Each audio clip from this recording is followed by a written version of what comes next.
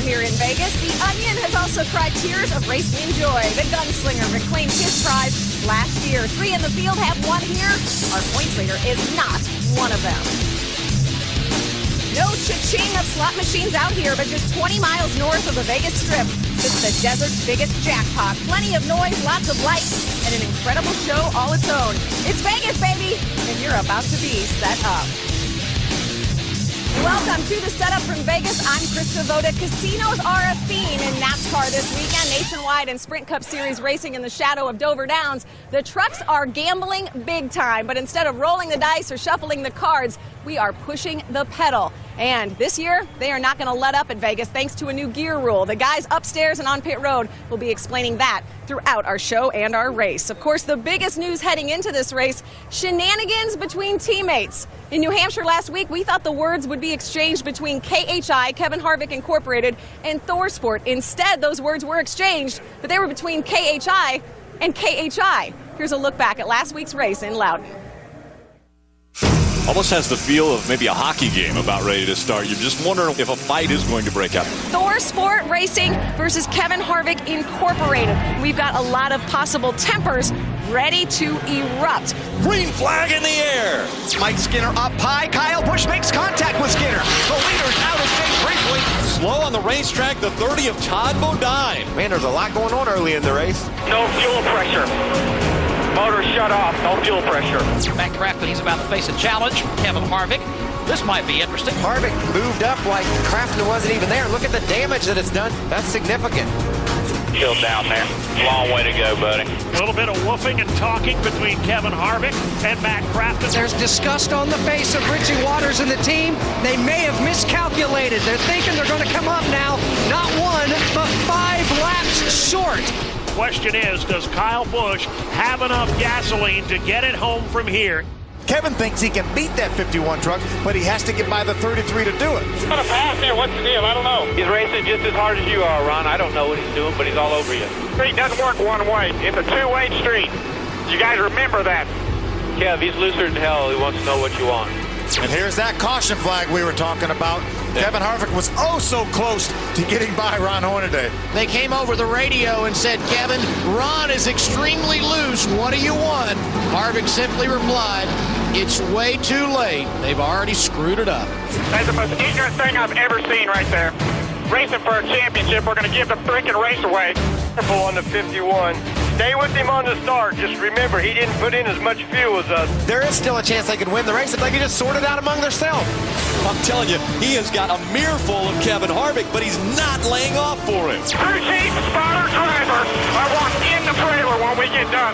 Ron Hornaday flat-footing it, trying in vain to catch Kyle Busch. It's running on fumes, but fumes will be enough to get him home. Kyle Busch off turn 4 wins the hell of a good 200 at New Hampshire Motor Speedway. The points shake out a little differently this week. 7th, 8th, 9th, and 10th, separated by just 29. Colin Brown and Todd Bodine flip-flop positions. The top 4 remain the same. Hornaday able to add to his points lead. He's back over 200 markers ahead of Crafton. Ray Dunlap is with Ron Hornaday. Well, let's hear from Ron Hornaday. Ron, not a great truck in practice, but an excellent run in qualifying. So what should we expect for the race? That's why I got Rick Ridd and all these boys. They work hard and they never quit. And this Copart Chevrolet is pretty good. I was pretty happy in qualifying, so a lot better than I thought it was going to be. So I don't know. You're going to have to tell me because we'll play the first half and see what we got to do to it and make some adjustments. But they definitely made the truck a lot better. I'm looking forward to the race. All right, great. And remember, folks, tonight the last chance for you to vote for Ron in the Copart Challenge of Champions. Matt Crafton enters this race second in the standings, but at a 1.5 mile facility. You guys have been good at these types of tracks, so how do you stack up this evening? Actually, it wasn't bad. It wasn't great. I mean, it was definitely a top 3 race truck. I mean, the place is going to go through such a dramatic change today. I mean, when we were practicing, it was, I think, 95 degrees, and I don't know what the track temperature was, honestly. And from when we go race this thing tonight, it's going to cool down a lot. So this Australian Gold Chevy, I think it'll be pretty good at night. I mean, we didn't want to tune on it a whole lot during the day and get ourselves way out to lunch because the track is going to change, and I mean, we have some notes from what we know what it's going to do. Matt has been the model of consistency in 2009. Krista, he starts in the top 10 here tonight. All right, thanks, Adam. Let's look at the numbers between these two. Head-to-head, obvious to see the difference. I mean, obviously, Ron has the wins. Check out the bonus points, though. A huge difference there, and that really has been the difference in this championship hunt. Hornaday obviously still has a sizable lead, but after what we saw last week in New Hampshire, I have to wonder, is there dissension in the KHI camp? And will this affect his bid, Hornaday's bid, for a 4th title? Rick Allen, Phil Parsons joined once again this week by our reigning series champ, Johnny Benson. So, Rick, have we seen a KHI meltdown? Well, I like the word you used earlier, shenanigans. 2 weeks ago, it was 3 different teams that were involved in those shenanigans. Now, last week, Phil, it was owner-driver versus driver in the shenanigans. Well, we heard it come right out of Kevin's mouth. He said, we're trying to win this championship, and we gave the race away. And that's what Kevin was disappointed about. As Kevin Harvick, Inc., they came there to win the race, and they didn't do that. And he felt like their communication was a little bit off. They had a big team meeting on Monday. He said that stuff's put to bed. It's over with. Very good, Johnny. Now, obviously, a very close call a year ago with you where there was an issue at Atlanta with that team. Well, there was. You know, when you look at the points the entire season, when Ryan Newman passed Ron Hornaday on the last lap at Atlanta, when you get to the end of the year, yeah, the 7 points, it could have made a difference. But Ron's got a good enough lead now. I don't think it's a big deal. They can put it behind him, and it's good to go. The other big story that came up at this racetrack, we've changed the gear rule. What does that mean from a year ago? Well, they have actually 16 points less rear end gear, which means these trucks are going to turn about 300 to 350 RPMs less than they did last year. And the biggest change for that is they're not quite in their power band where they want to be. All the crew chiefs in the garage here were complaining, and that's going to affect these trucks on the racetrack. How, Johnny? Because you ran with the old rule last year. Less RPM this year means what? Well, it does. You know, Phil, the thing is that most race car drivers want extra power. This is one of those tracks that last year you could almost run wide open for 5-6 laps. Then you had to start pedaling. Then you had to start driving it. Then you could start to work on the guy in front of you. Right now, it's going to be wide open. It's going to be kind of like a Daytona race. So drafting is going to be very important in this race. You have to stay tuned. And because Michael Waltrip's not here, we don't think there's going to be any shenanigans up here, Krista. How did I know that word was going to come up again? Thanks a lot, guys. Truck Series drivers, not the only big names in town. Van Morrison, Miley Cyrus, Britney Spears all playing in Vegas. Former Vegas winners like Skinner, Starr, and Bodine hoping to, be doing it again. Another Vegas win. Like they say at the blackjack table, hit me, baby, one more time. The setup is just warming up. Coming up from Vegas, we'll check in on Matt Crafton, who's been a roller coaster ride of emotions the past 2 weekends. And we'll check in with some of our drivers to see how they're spending their time in Sin City. All this when the setup returns live on Speed. I'm Taylor Malso. I'm driving the Camping World Truck Series. I'm Bill Stevenson, Phantom. Let's take a look around. Pick up the chandelier. This is a chandelier. From here, we control the 2,000-pound chandelier you see right out there through the window. And then what Jeff's going to do, he's going to run through a few of the cues for us, and we'll be able to see some of the movements of the chandelier. It's crazy how they can make that work and not get anyone hurt and stuff like that. And it's kind of freaky, I'm not going to lie, when it comes down. You think it's not going to stop. I definitely will see the pyrotechnics because that's what I like to do, is have fun with that stuff. And that guy was super cool and showed us how it all went through, and it's cool to see how it works. And when that plug goes off, this goes off downstage of the chandelier. And it makes it look like a semi-explosion happen. That's what sets the whole sequence of events. It's a big production, but it's pretty cool to see how everything works out. And very, very happy these guys gave us the opportunity to come back here, and love to see the show. How about that? A behind-the-scenes look at Phantom of the Opera. Malsum, a big fan of pyro. He hopes he's the one setting off fireworks on the track and celebrating in Victory Lane. Welcome back to the setup from Vegas, and this is TJ Bell's hometown. For most people, trip to Vegas is a vacation. For Bell, of course, it's a homecoming. Bell got to Vegas early, and he's planning on staying late. So what did he do when he got to town? Well, one of the first things he did was jump out of an airplane, and he took Ray Dunlap along for the fall.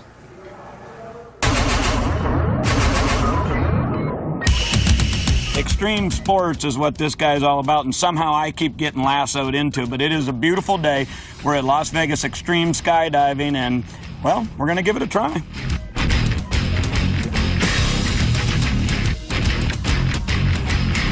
No, I've never been skydiving. I love doing anything, a little bit extreme, and anything that seems like it should be a pretty good time and a little bit dangerous. Just call me Maverick. That'll be good. I look nervous? I am.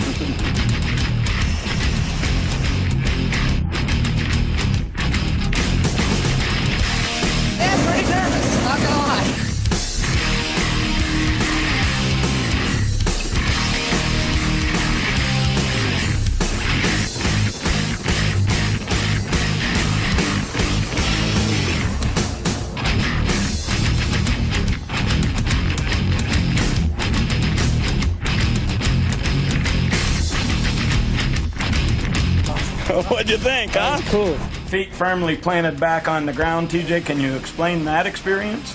That was unbelievable. You know what I couldn't get over was just the view and how far we could see. You had your eyes open? Yeah, part of the time. And my mouth, too. Man, that's unbelievable. Well, I don't know if racing at Las Vegas is nearly as crazy as both of us jumping out of an airplane, but question to you is, being a Reno, Nevada native, is there more pressure on you tonight with all your friends and family here watching? Yeah, there might be a little bit. First of all, I want to thank Vegas Extreme Skydiving for letting me and you go do that. That was an unbelievable experience, and especially Hart and Huntington Tattoo Company for coming on board for this race here. And, it's a little bit of pressure having everybody here, but I think we have a really good Toyota Tundra tonight. Jumping out of a plane was pretty cool, but getting his first win might even top that one. Career best qualifying run for this guy, Jason White, rolling off third here this evening. So how much pressure to take advantage when you start up front like that? I tell you, it's awesome. I mean, this Gunbroker.com Dodge is super fast. In practice, we were really good, and to qualify third is awesome, and we're going to go out there and get us a win tonight. Jason, top 10 at the 1.5 mile Texas Motor Speedway earlier this season, hoping for more of the same in Las Vegas.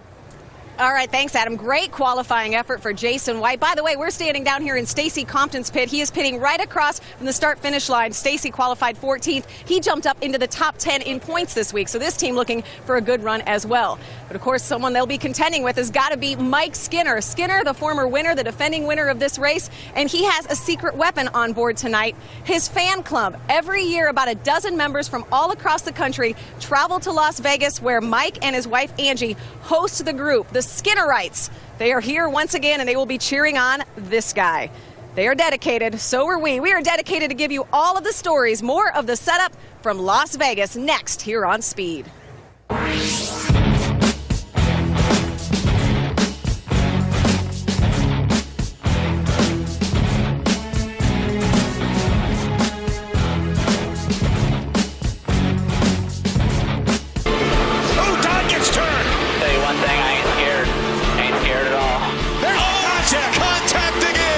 Listening to that 88 truck, I don't think that was intentional. 10 minutes into the first practice session, Harvick not even letting Matt get on track. Wayne Otten, the series director, wants to stop any of the fuel before it fires again at New Hampshire. Matt Crafton is close to home this week. The California native had to get extra seats for his friends and family. He said he even asked his teammate Johnny Sauter for some of his tickets. And as you heard last year, Matt Crafton almost won this race. In the closing laps, if you were listening to his radio, he said, "I'm going for it." Well, he's also been going for a championship, and this year, he's closer than he's ever been. I mean, what do they want? I mean, invitation and, flowers to win the race. I had a nose in there. It's green, white check, and I'm not just going to let him have it. I guess he didn't want to go around the outside. He wanted to dump me. I seen him do it to the 30 earlier. There's no cure for stupid. And the kid's been that way his whole career, and he's going to continue. And that's not racing right there when you destroy a guy's truck like that. Based on the activities of a week ago, how anxious are you to go truck racing today, Kevin? Well, I'm excited. Obviously, I feel like we have the right people in our stuff.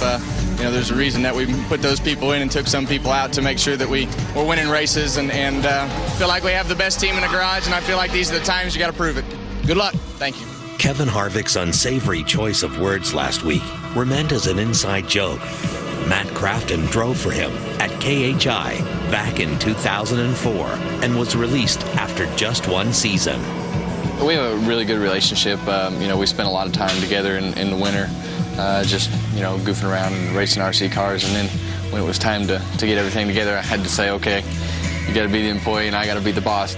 And to be totally honest, you're definitely going to have a little bit of animosity. And had a pretty good season for a team that, just started. It was going to be a huge operation, but it wasn't what it is now. And finished 5th in points in the top 5s and top 10s that we had. And we didn't have a win, but there was plenty of times where we should have. Motor problems for Matt Crafton. He's down a cylinder. What a tough break for Matt Crafton. Flash forward 4.5 years, and there is a completely different story. Now, Crafton and Harvick are two competitors on two separate paths that happen to always bump into one another in the Truck Series. I guess they played somewhat nice, and Harvick killed our left front fender on lap 8 of the race. Well, that was big there, guys. Harvick moved up like Crafton wasn't even there. Look at the damage that it's done to that 88's left front fender. I didn't find that very cool at all. Very unclassy. Chill down there. Long way to go, buddy. Concentrate on your truck. You get your 2 championship running teams, and you got your team owner that comes in here and wants to mess with the truck that's running second points. That's not like my team owner coming in and driving a truck and trying to wreck Hornaday. Let the 2 championship contending teams go out there and battle it out. Don't have somebody else get involved in the deal. Let us deal with it. The past 2 weeks may have seemed like the longest 2 weeks of Matt Crafton's life, but for him, it went by pretty fast. His passion became his ultimate distraction. Can't let it bother you. And the biggest thing what's helped me is being able to come here to the shop and work and leave your cell phone on the bench and ignore it all day, because you're going to hear the stuff and stay off the internet and all the hype that people are going to write.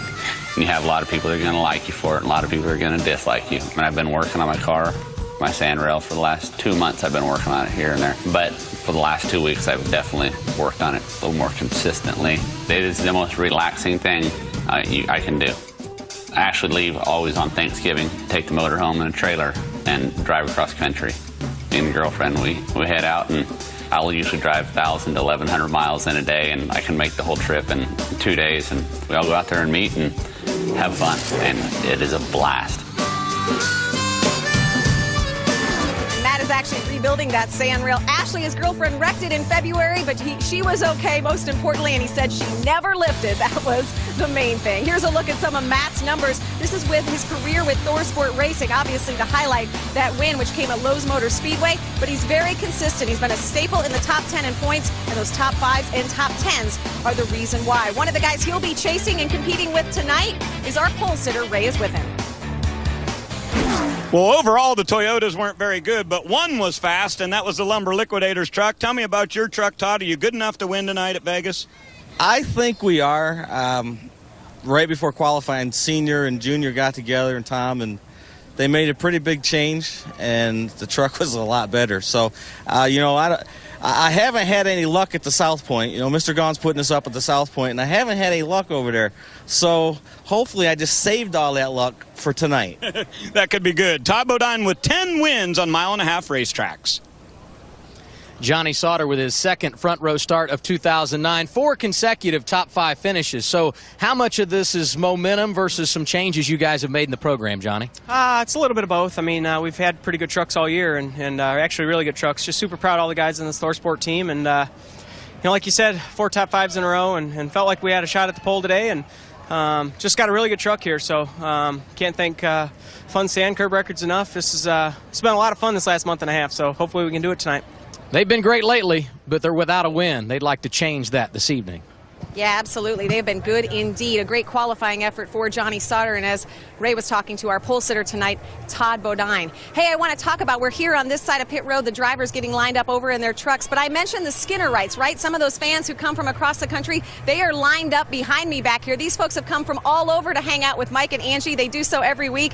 And she's too embarrassed to show you, but one of those ladies back there, she has a number 5 tattoo on her arm, but she did say it's not real. But they're having a lot of fun, and they're enjoying the setup down here on pit road. Of course, one of the guys they'll be watching tonight, besides Mike Skinner, is Ron Hornaday, and he received a special award this week. In addition to leading our points, Hornaday was named the third quarter driver of the year, beating out IndyCar driver Ryan Briscoe. Journalists vote on the award. Hornaday is the first Truck Series driver to be given this honor.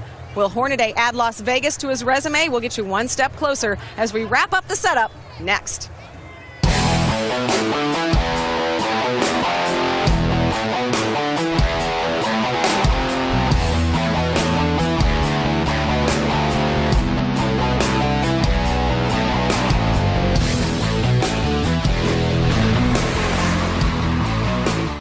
After all the excitement of the past few weeks, it's time for a vacation. Catch your breath now, because when we come back, it's an all-out 5-week fight to the finish. Don't miss a second of the action, starting with short track racing from Martinsville on October 24th, only on Speed. Be there.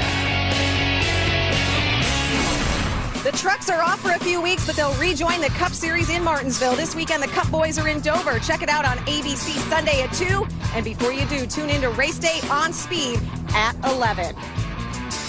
Well, what happens in Vegas may not stay in Vegas, and if you win this race, well, you hope it doesn't. Can Ron Hornaday finally add Las Vegas to his racing resume? Or will Mike Skinner double down and score the repeat? Or could a new name be the star under the lights in the Sin City? Hit me, boys. The Las Vegas 350 starts now on Speed.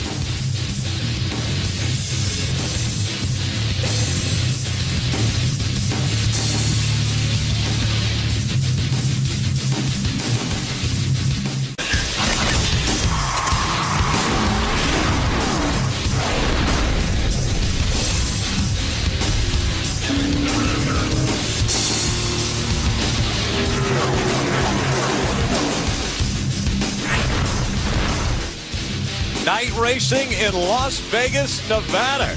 Las Vegas Motor Speedway, the side of race 20 for the Camping World Truck Series. Welcome to the NASCAR Camping World Truck Series Las Vegas 350 on Speed. When you come to Las Vegas, I think the biggest dream is to hit the jackpot. Who's going to hit the jackpot? We'll start with Ray.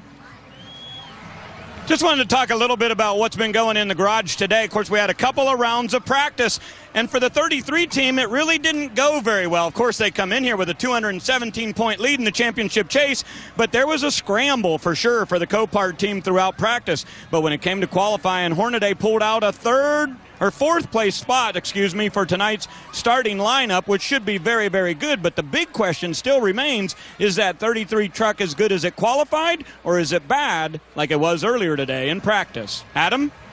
Ray, Mike Skinner, no stranger to success when it comes to mile-and-a-half racetracks. They've won 5 times at these types of facilities, including 2 of the last 3 right here at the Las Vegas Motor Speedway. But qualifying a little bit of a chore this afternoon. Mike rolls off 16th this evening. This team is quietly confident when it comes to race trim. So when the green flag goes in the air, keep your eye on driver number 5. Rick? Thank you, Adam. Thanks, Ray. Again, those are the stories that are playing into today's race. Take a look at our point standings through 19 races. 217 points separate the top 2. Hornaday and Crafton, they've traded paint on the racetrack the past 2 races. Now we'll see how they do here in Las Vegas. Mike Skinner, 246 back, 447 for Brian Scott.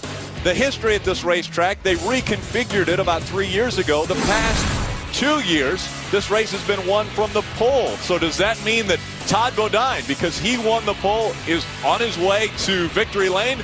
Well, the odds are in his favor. When you're in Las Vegas, everyone wants to play the odds. Will the Lumber Liquidators Toyota Tundra be in victory lane once again? We'll see if Todd can repeat. Again, there are 3 former winners in the field for this race, Todd Bodine being one, Mike Skinner another, and David Starr is the third. David Starr was in victory lane back in 2002. So again, we'll find out if we can have a repeat champion or will we have a first-time winner in victory lane tonight. Let's go down for the invocation.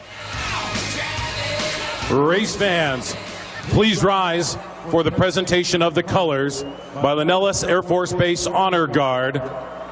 The invocation will be offered by Las Vegas Motor Speedway chaplain, Mr. Joe Freiberger. Remain standing for the national anthem to be performed by Mr. Clint Holmes, Ms. Susan Anton, and Mr. Dominic Allen of Vocal Soup, performing this weekend at the Suncoast. Joe? Let us pray. Heavenly Father, we thank you for this day, and we ask that you would bless and protect these drivers, their crews, and the fire and safety personnel. And Lord, we ask a special blessing for all the men and women who serve and protect this great nation of ours. It's in your name that we pray. Amen.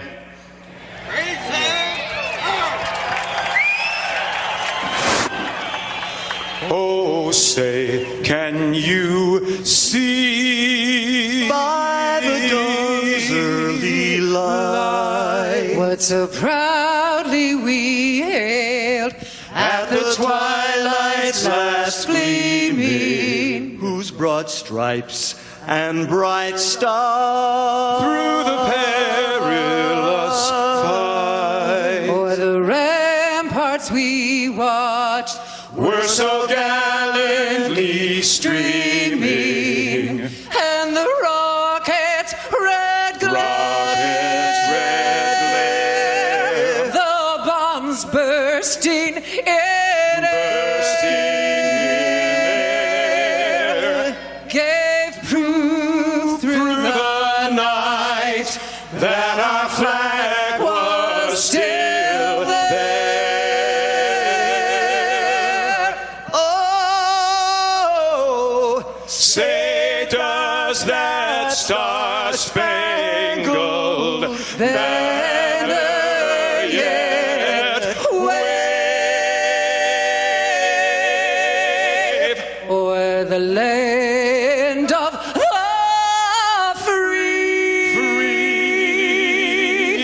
and the home of the brave. Oh, say can you see the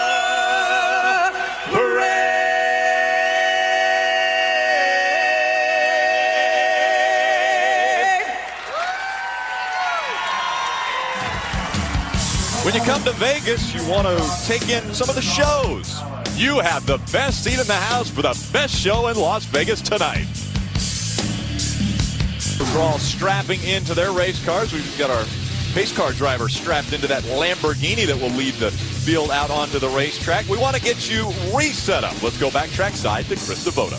Lamborghinis and showgirls, this place is great. Hey, who cares if what happens in Vegas stays in Vegas? I want to know if what happens in New Hampshire heads west with us here to this track. We're talking about the Throwdown. We thought it would happen between KHI and ThorSport. Instead, it was between KHI and KHI, talking about driver-owner Kevin Harvick and Ron Hornaday. That is the storyline coming in here. Of course, Kevin not in this race, Ron running for that championship. The big story here in Vegas, the new gear rule. It's actually turned this race into somewhat of a mini Daytona. Not only do drivers not have to lift, they can't, because everyone will be in the throttle all night long. So Rick and Phil, I know this is something you guys will be able to relate to. Kind of like when you're on a heater at the blackjack table, they switch dealers and it kind of puts the brakes on your streak.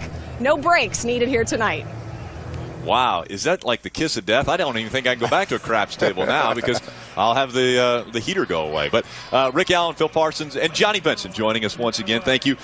We were happy that Michael Waltrip could fill in that 1 week when you weren't able to be here, so we want to thank him for that. Let's talk a little bit about this race and this very racetrack. I mentioned earlier, about 3 years ago, reconfigured. Yeah, completely different. The only similarity between the racetrack now and the way it was 4 years ago was at the same exit off of I-15. Completely different. The racetrack before used to be very, very flat. Now, 20-degree bank in the corners, extremely fast racetrack. Johnny mentioned it earlier in the setup show. This is like a mini Daytona because these guys are going to try to run around here for a long time wide open. They have to. I mean, with the new gear rule and all that, they're going to run as wide open as they can for as long as they can. But what a great, great facility. They can run the top. They can run the bottom. They got all kind of places to race. So I think it's going to be fun to watch. But there's going to be some drafting. I think that drafting is going to be a bigger key this year than last year. How big is it that Todd Bodine starts up front, and he has such success at mile-and-a-half tracks? Well, he really does. But this is a long enough race that this is not necessarily going to be one early on here. It's the guys that make the right adjustments. You can have a couple pit stops so the guys can adjust the trucks.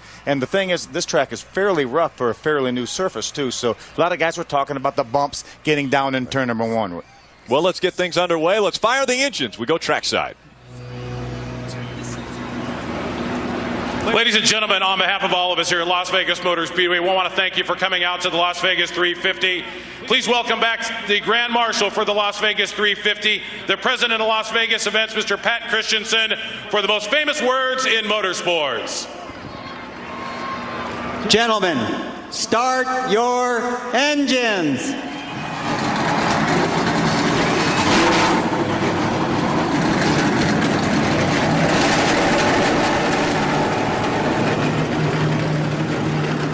The engines have been fired up in the truck. How about the Lamborghini? The engine's fired up in that. Randy Kaiser behind the wheel. He'll bring them out onto the track next.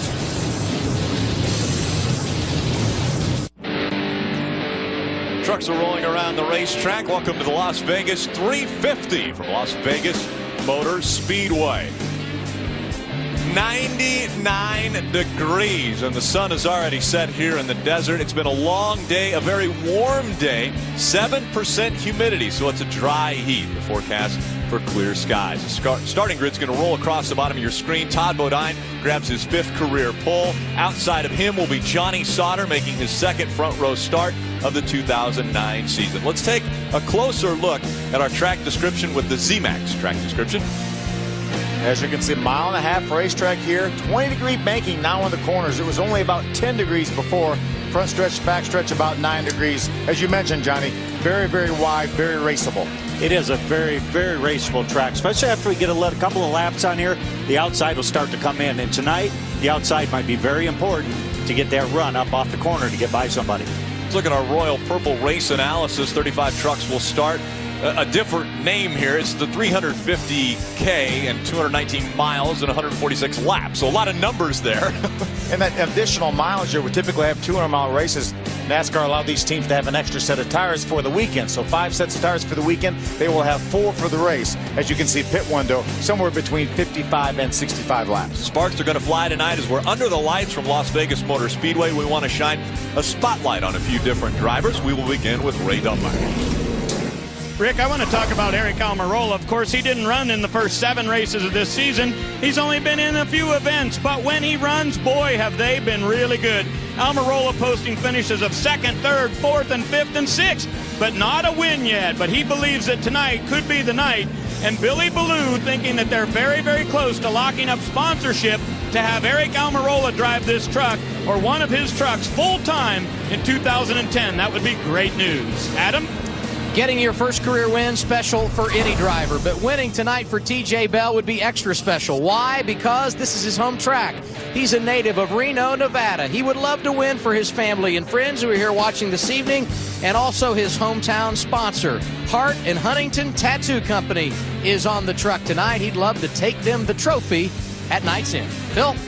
Double A, I want to take a look at the Onion. Todd Bodine starting from the pole here. He's got the Lumber Liquidator sponsor back on board. He's also carrying South Point Hotel in honor of Brendan Gaughan, who's not here as the regular Truck Series competitor. Todd has won 15 times in the Nationwide Series, 17 times in the Camping World Truck Series. Remember, 10 wins have come on 1.5 mile racetracks, and guess what? We're at a 1.5 mile racetrack. Todd, starting from the pole, will be tough, Johnny. It is, and I've got Brian Scott. It's the first-year anniversary for him coming to Toyota. He was hoping for a great run. He was going to get his cast off this week, and they found out they have to put it back on. 14th is the best he's been here. I think he can do better than that, even with that cast on this week. Brian Scott's been impressive all year long. That's our speed spotlights on a few different drivers. We'll drive along with a few drivers on the racetrack in the Toyota onboard. We've got Mike Skinner. He'll start in the 16th position. The Lumber Liquidators on board with the Onion. He will start up front. So we'll see if he can stay up front. The Copart on board of Ron Hornaday. That truck will start in the 4th position. And Chad McCumbee carries our 4th onboard camera, and he will start in the 7th position. Before the green flag flies, let's head back trackside to get our thoughts before green. And we'll start with, how about Ray Dunlap? I'll go ahead, Rick, because I'd like to talk about some of the great finishes we've seen in this series over the years. You know, 24 different times there's been a race that was won with a last lap pass. Now, it's only happened once here at Las Vegas, and that was Todd Bodine back in 2005. But you've got to realize that tonight, with this new gear rule, many of the drivers are predicting that there could be a last lap pass right here at Vegas tonight. The guy that's able to stay in the throttle and hammer down around this track on the last lap very well may have not led the white flag, but he might lead the checker. Adam? Ray, just moments ago, Johnny Benson mentioned the fact that it was 1 year ago here at Las Vegas that Brian Scott picked up Toyota as a manufacturer. It was also in that race that Jeff Hensley came over as crew chief. Well, I guess we can say happy anniversary, Express Motorsports, and what a year it has been. They picked up that win at Dover a few months ago, 9 top 5 finishes, 16 times in the top 10, and they've been a runner-up 3 different occasions. Brian Scott starting deep in the field tonight. We'll see if he and crew chief Jeff Hensley have got the recipe to get to the front before the night is over. Guys? Thank you so much, guys. Now, before we get to the green flag, obviously, we're talking about the gear rule. Are we going to see drafting and slingshot passes here? You are going to see a lot of that tonight, more than you did last year. It's going to be very important to get that good run coming up off that corner and use it to your advantage. 35 trucks making their way through turns 3 and 4. About to get underway with our 20th race of the 2009 season. 217 points separate Hornaday and Crafton, but nobody's worried about points tonight. They're worried about finding victory lane at Las Vegas Motor Speedway. The caution flag comes back out. They were going to go to the green flag, but they say that there was some light issues in turn number 1, and so they put the caution flag back out. What a gorgeous skyline here just outside of downtown Las Vegas, Las Vegas Motor Speedway. We're going to cut away quick and come right back for the green flag at a Las Vegas 350.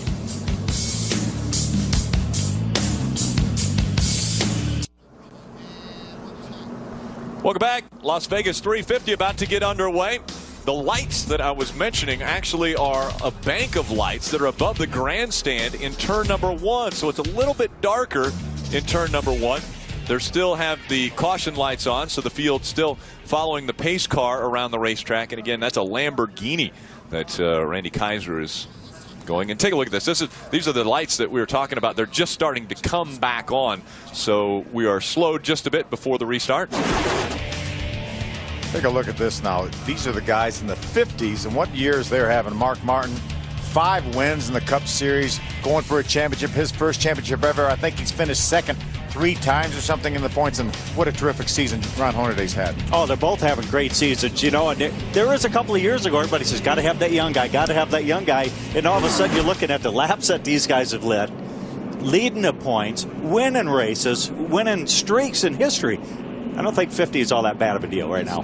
No, not bad at all. We saw Mark Martin up there. He will be, I think this is an emergency. Somebody call Camping World and get one of those EU 3000 generators because the lights still haven't come on in turn number 1. They brought the field down pit road, and they're actually going to park them there until we can get those lights going again. They're getting the scoreboards up and running, so they've reset that, and we will continue to keep you abreast of what is taking place with the lights as the field has parked on pit road. Race fans, vote for your favorite Copart driver. It is heating up now as the races start to wind down. All you have to do is go to Copart.com. You can either vote for Ron Hornaday Jr. or Todd Bodine. And you have the opportunity to win a variety of prizes, including all expense-paid VIP race experience in Talladega this October. Now, Ron Hornaday is carrying the Copart banner tonight, so that means that his points will be added to his point situation here, and he's already very close.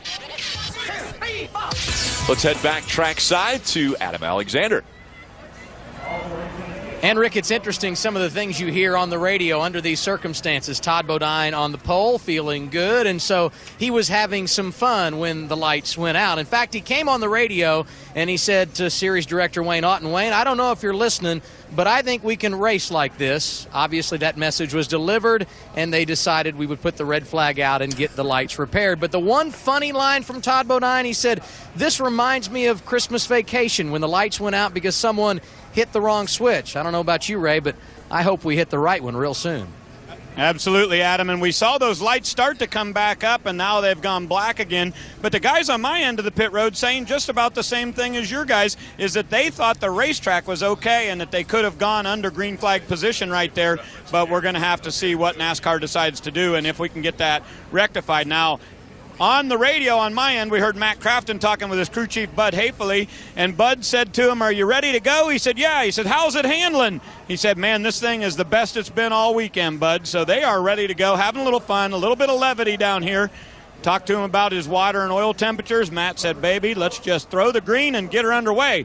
Right now, the truck's set at the end of pit road, and the lights continue to be black over in turn 1. Yeah, they're trying to warm those up. You know, Adam mentioned the movie Christmas Vacation. I'm going to date myself and go back. I remember Airplane when they pulled the lights and the runway lights went out. Very similar situation here. You see how dark that area is in turn 1. It's really most of the grandstands. I agree with Todd. I think they could race on the racetrack. Now, the exit of pit road looks pretty dark, But as far as the racetrack goes, I think they would be okay. Oh, they would be. You know, it's not horrible. They do have some of the inside lights. You can see at Charlotte, this has happened before during one of the other races I was involved in, the whole 3 and 4. And we just kept going. The flag man's leaning over like, you know, what should we do? We just kept saying keep going. So it's I think it'd be all right, but I'm sure NASCAR wants to check it out. Obviously different from the ALMS earlier today when they had headlights. We don't have headlights on the Camping World truck, so we've got to make sure that the track is well illuminated. We're waiting for the lights to come on at Sin City. Or NASCAR.com. Well, that's always on. Right now, the lights aren't on in a section of the grandstands in turn number 1. We believe that's the problem that we are experiencing right now. And I think Ray has actually figured out what the actual problem is on pit road. Rick, down here, a lot of people have stuff plugged in. You know, everybody's got their laptops and they've got all kinds of stuff. But check this out. I think this is the problem. This is why we don't have the lights, because this was not plugged in. Oh, I'm just kidding. This isn't really plugged in. Come on. And look at this. How great of a plan is this? We've got the water spigot right here by the plug-in. I'm not sure what that is. Adam, what's going on in your end of pit road? Well, the good news is, I guess, if you're Todd Bodine, is regardless of all this, you're still on the pole when we get the green flag at some point later on.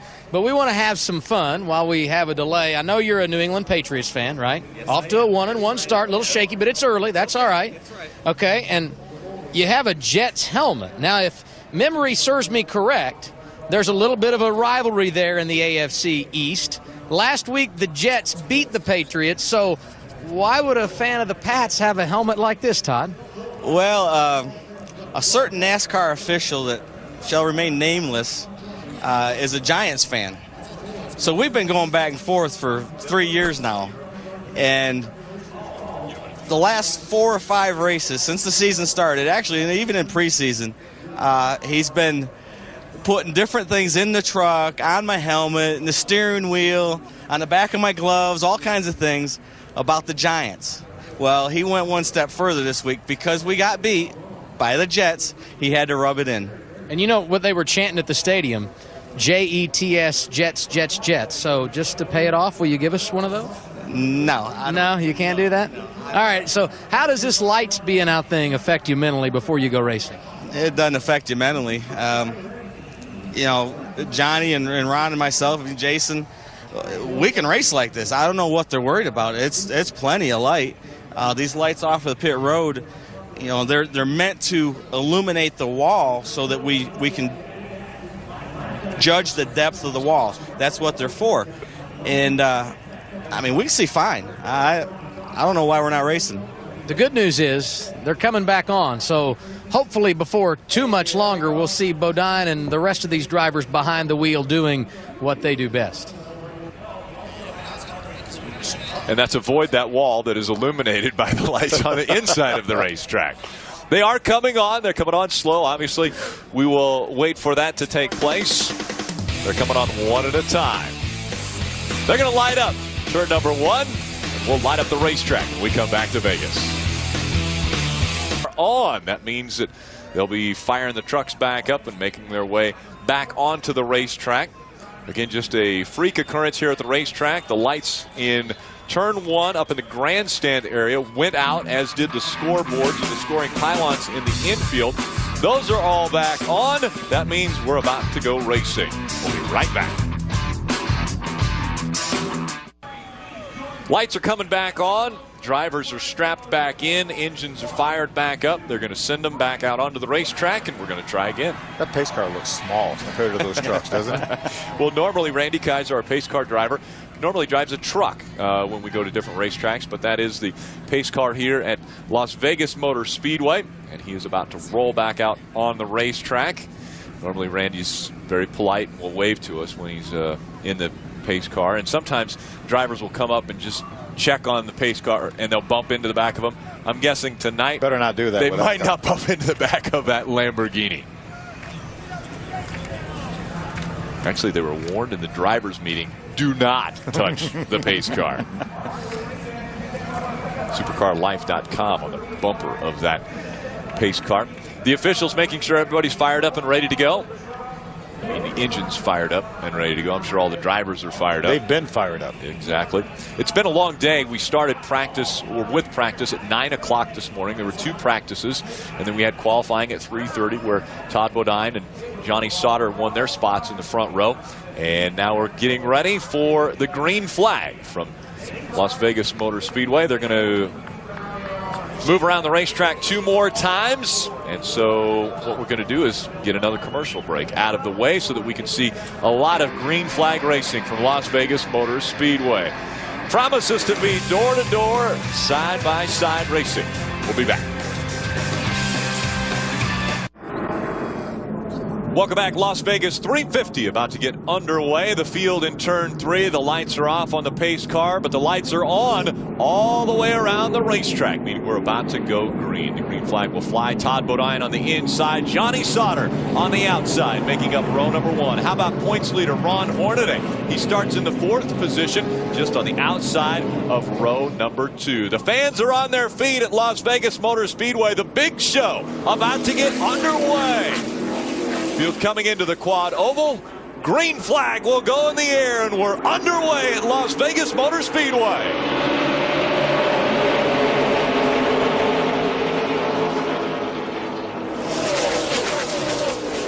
Remember, these guys are going to get down to this corner, run wide open all the way through there. Todd Bodine looks like he has the advantage on the inside. We mentioned it could look a little bit like Daytona. How about the outside line starting to move? And here comes Ron Hornaday to the inside. Remember the guy that struggled so much in practice, going for the lead on lap 1. I think this was a lot like Daytona. You see the draft almost just suck up on the back of the 13 and just push right on by. And Ron Hornaday leads the first lap, and you would have never thought that come for the second row. 5 bonus points already for Ron Hornaday, like he needs any more bonus points. Here comes Johnny Sauter working on the outside. He'll take the lead as they go down Nellis straightaway. Yeah, look at Rick Crawford too on the outside, side by side with Todd Bodine. Rick started back in 6th. Todd Bodine slides back up into the 3rd spot. 4th is Rick Crawford. Just behind him, the 4 of Ricky Carmichael. Some side by side racing back there. That's Chad McCumbee, the Garmin Chevrolet, the 07. Field lining up. We talked about a gear change in the truck series for this racetrack. We were expecting them to run a little closer together, more aerodynamic, and probably not lifting much at all around this racetrack. I don't think you're going to see any of these front guys lifting. What's hurting them is these guys further back that are running side by side. They lose a little bit of that momentum. No problems. Taylor Balsam sideways on the racetrack as he works his way through 4. Field slows, and it looks like it's going to be a 1-truck incident. Boy, it looked like Ryan Sieg did a nice job. He was right behind Taylor Balsam. Looked like he avoided getting into him.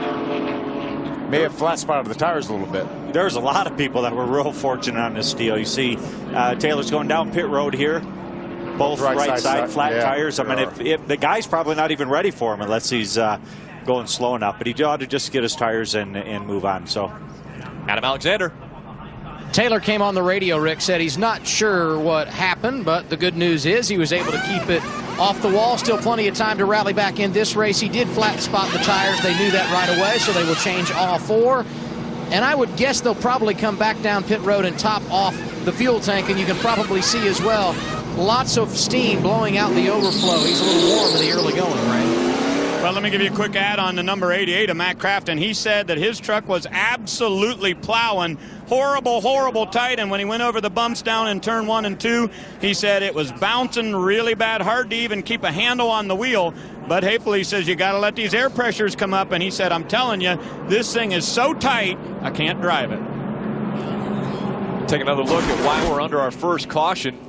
See right up your screen, that's the 81 of Taylor Balsam. He's right behind David Starr in the 24. And the back end just gets out from under him. Around it goes. But watch Ryan Sieg, a little contact with Brian Eichler and the 16 of Brian Scott on the inside.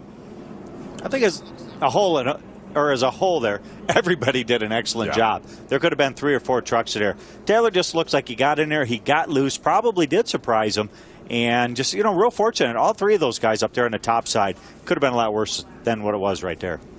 Taylor Balsam sideways. Heavy traffic. You see the truck's going almost 3 wide underneath him to get by. Everybody slows down. Again, our first caution has come out. This race not starting on time because we had some lights go out earlier. But now that we've got it underway, we are slowed for the first time because Taylor Malsom gets loose in turns 3 and 4. And that sends him sideways. Everyone is able to avoid. They've come down to pit road for the second time. They're topping back off with fuel for that 81 Toyota Tundra. We'll be back for more green flag racing in the Las Vegas 350. Welcome back to Las Vegas Motor Speedway here in Las Vegas, Nevada. Yellow light still on the racetrack. We're under caution for the first time. Taylor Malsom got sideways through 3 and 4. It wasn't from contact. Just every now and then, especially on these mile-and-a-half racetracks, we see the back ends break loose. Even when there's a truck down low, this one was a little bit lower. Let's take another look.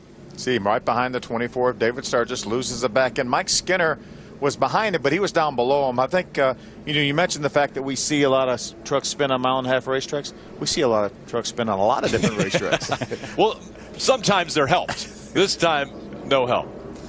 Taylor Malsom just gets turned around is another view of it.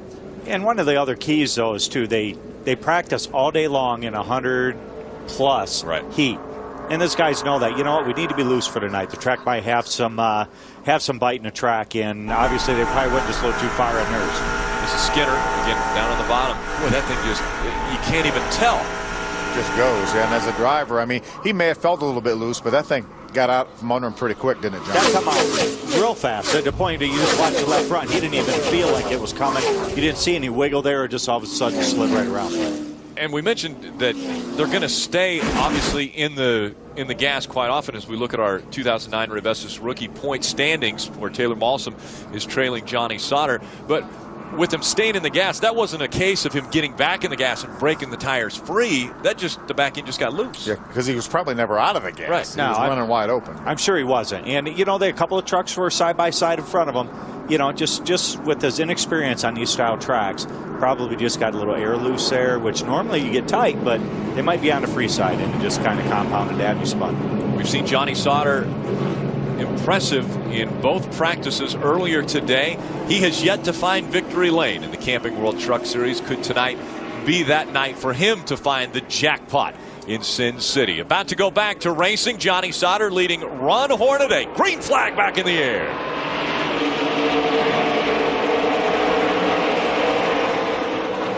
Hornaday all over the back bumper of Johnny Sauter as they get into turn 1. 2 wide back behind them for the 6th spot. Ricky Carmichael, Colin Brown both on the outside. For a moment, Colin Brown tucks in behind Matt Crafton for now. Crafton up into 6th. Ricky Carmichael just in front of him in 5th. 3 trucks battling it out up front. Johnny Sauter, Ron Hornaday. Here comes Todd Bodine. What a run he gets on Ron Hornaday as they come to the start-finish line. Bodine up to 2nd. What a power move by Todd Bodine. Rick Crawford now getting by Ron Hornaday to take over the 3rd spot. Rick Crawford moving well down on the bottom of the racetrack. Hornaday now will slide in behind that 14 of Rick Crawford into the 4th spot. And again, holding on to 5th is the 4 of Ricky Carmichael. Nice run early for Ricky Carmichael. Obviously, never been here before. There's so many of the racetracks that we go to that he never has been. We talk about this track almost resembling, well, not the track itself, but this race may resemble the Daytona or the Talladega of drafting. How good has Todd Bodine been on those type of racetracks the past 2 years? Yeah, just about won everything that we've had on those super speedways. Adam Alexander. And Todd Bodine came on the radio after those opening laps, and he said, guys, I don't think where we are horsepower-wise that I'm going to be able to be good on the restarts. But once we get racing, I think the truck is going to be okay. A little tight in the early going, but no doubt about it, Bodine is going to be a player before this thing is over. Currently riding 2nd, Ray. Really good battle a little bit further back in the field for the 5 and the 11. They've been running side by side, lap after lap here. And Mike Skinner saying just about the same thing, Adam, coming on the radio and saying that I am getting better lap after lap. He's been able to go to the low side and the high side for Mike Skinner. As you see him rolling down the backstretch there, he has made the pass and catching that next group. So Skinner, one of the trucks, starting to move towards the front. Mike Skinner has been to victory lane at this racetrack. He actually has won 2 of the 3 races here since they reconfigured the racetrack. I think you're going to see the trucks getting faster and faster here. They're starting to finally blow some of the dust off the track. The tires are getting warmer. They're starting, the air pressures are starting to get up. And the guys are going to start to get a good feel of what the truck's going to do, and it'll give them the option to start to move around. Johnny, the very last lap, Todd Bodine ran within 1/100th of a second of what he sat on the pole with. Almost a qualifying run for Todd Bodine on this racetrack. We see side-by-side racing. That's Eric Almirola and that Raceway Pharmaceuticals, number 51. What a run. I think that was a prime example of what the draft can do. Did you see how far he is back there coming up off the corner? And then bam, within just a couple of seconds, he's right there. Chad McCumbee now all over the back bumper, that 23 of Jason White. And look at that draft. Chad McCumbee jumps behind Jason White and pushes him by Eric Almirola. Ray Dunlap. Chad McCumbee has a slight problem with his throttle, guys. Whenever he gets started, he says the first quarter of what he should have for a throttle pedal does absolutely nothing. And once he gets into it and the truck comes up through all 4 gears, he's fine. But on the restarts, that could be a big problem for the 07. Adam? Great to see Ricky Carmichael running in the top 10, as the guys upstairs pointed out a moment ago. And it was interesting on the opening lap when Ron Hornaday jumped from 4th to a battle for the lead.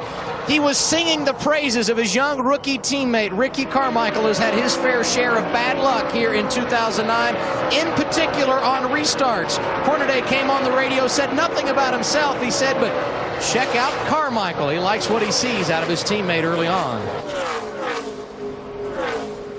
Very well.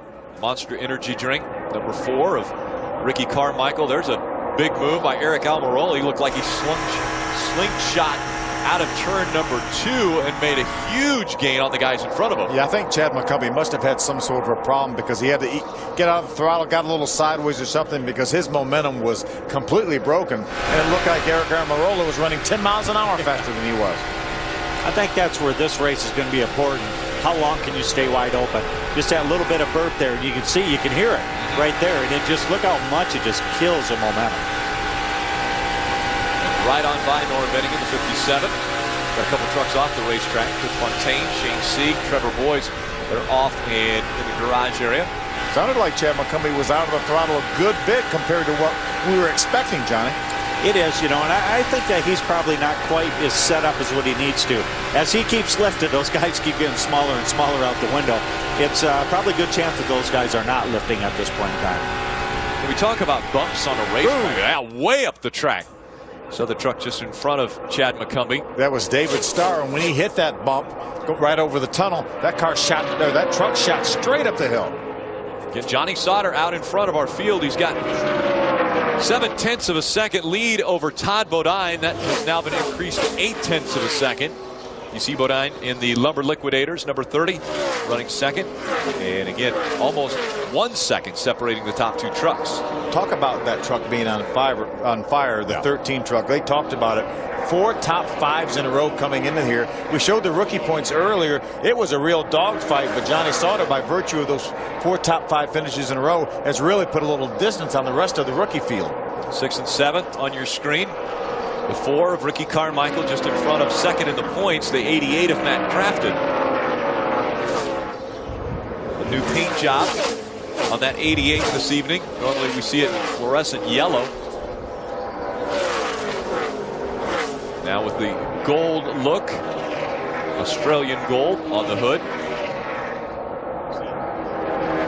Closing the gap in on that 4 of Ricky Carmichael. Again, that's for the 6th position. Looks like Crafton is able to make a run on him, and he kind of uses the draft, and he gets there, he can't do anything. And he tries to pull high, he tries to pull low. But when you get side by side, when you try to go underneath it, you start to push a lot more air. And when that happens, you really feel the truck slow down. Looks like Ricky kind of gave him some room. It kind of surprised him that he, was coming underneath there, give him a little bit of racing room, and looks like he'll probably get by here. And Matt was able to hook the apron of the racetrack. Basically, you see the left side's below the white line. He's going to hang tough on the outside, though. Stay side by side. Again, that's for 6th. Crafton trying to move up, take 6th away from Ricky Carmichael. And just like Daytona, they're running side by side. They really can't pass. 7th place truck all of a sudden is right there, ready to make a move, and He looks like he's going to get beside Ricky. I tell you, Ricky lost ground in the bumps down there. And just a few minutes ago, we saw the 24 truck. Johnny, you and I talked about the 24 when he went down in turn number 1 in front of the 07 car. We talked about him shooting straight up the racetrack. Let's take a look back at what happened there. We're going to take a look at David Sauter. This is going in turn 1. That's Chad McCumbie's on board. Watch, he hits the bumps over the tunnel and drives straight up the racetrack. Does a nice job catching that truck up against the wall. Problems in turn number 4 has brought out our second caution. It's the 15 of Brian Eichler. See the AKAwareness.com on board that truck. AK stands for actinic keratosis. I wanted to make sure you got that out. Which is a potential early warning sign for skin cancer. Exactly right. Actinic keratosis is the AK, and it says AK or OK. So you want to make sure to get screened for that. And I believe they're going to be doing some screenings coming up at one of the races down the road. Take a look at what happened with the 15. Sideways up top again. Looked like he was just a little bit loose. Terry Cook looked like he did a wonderful job avoiding that 15 truck when he came down off the racetrack. You see just a little bit of minor damage to the back end of that Toyota. Aaron's lucky dog goes to the 73 of Lance Hooper. And so Lance Hooper will get a lap back, and that will put him back on the lead lap, meaning 25 trucks will be on the lead lap. We've got a few more trucks that have gone into the garage. Oliver Eflin and Miller have all made their way off the racetrack. You know, Michael would be awfully happy that we're giving away lucky dogs, or Aaron's is actually giving them away. We're not doing it, but Aaron's is doing it. Feeling very generous when we're in Las Vegas. So again, Lance Hooper back on the lead lap from the Aaron's lucky dog. Out in front, it's been Johnny Sauter, the dominant truck. He led the second lap. It was Ron Hornaday that led lap number 1, but from that point forward, it's been the 13 Playsan Chevrolet of Johnny Sauter. On to pit road they go. Johnny Sauter leading the way, right? Well, down on my end, I expect Matt Crafton to roll in here, and Bud Hafley is making the call for him that we're going to get fuel only here. He doesn't want to give up the track position to do a classic double dip a little bit too early. The Australian Gold Chevrolet comes to a stop. They're going for fuel in the back of that, and this should be one pit stop only for 88. Adam? And pit strategy, a concern for his teammate as well. Do we do fuel only or do we put tires on? They decide to go right side tires, also air pressure to help him.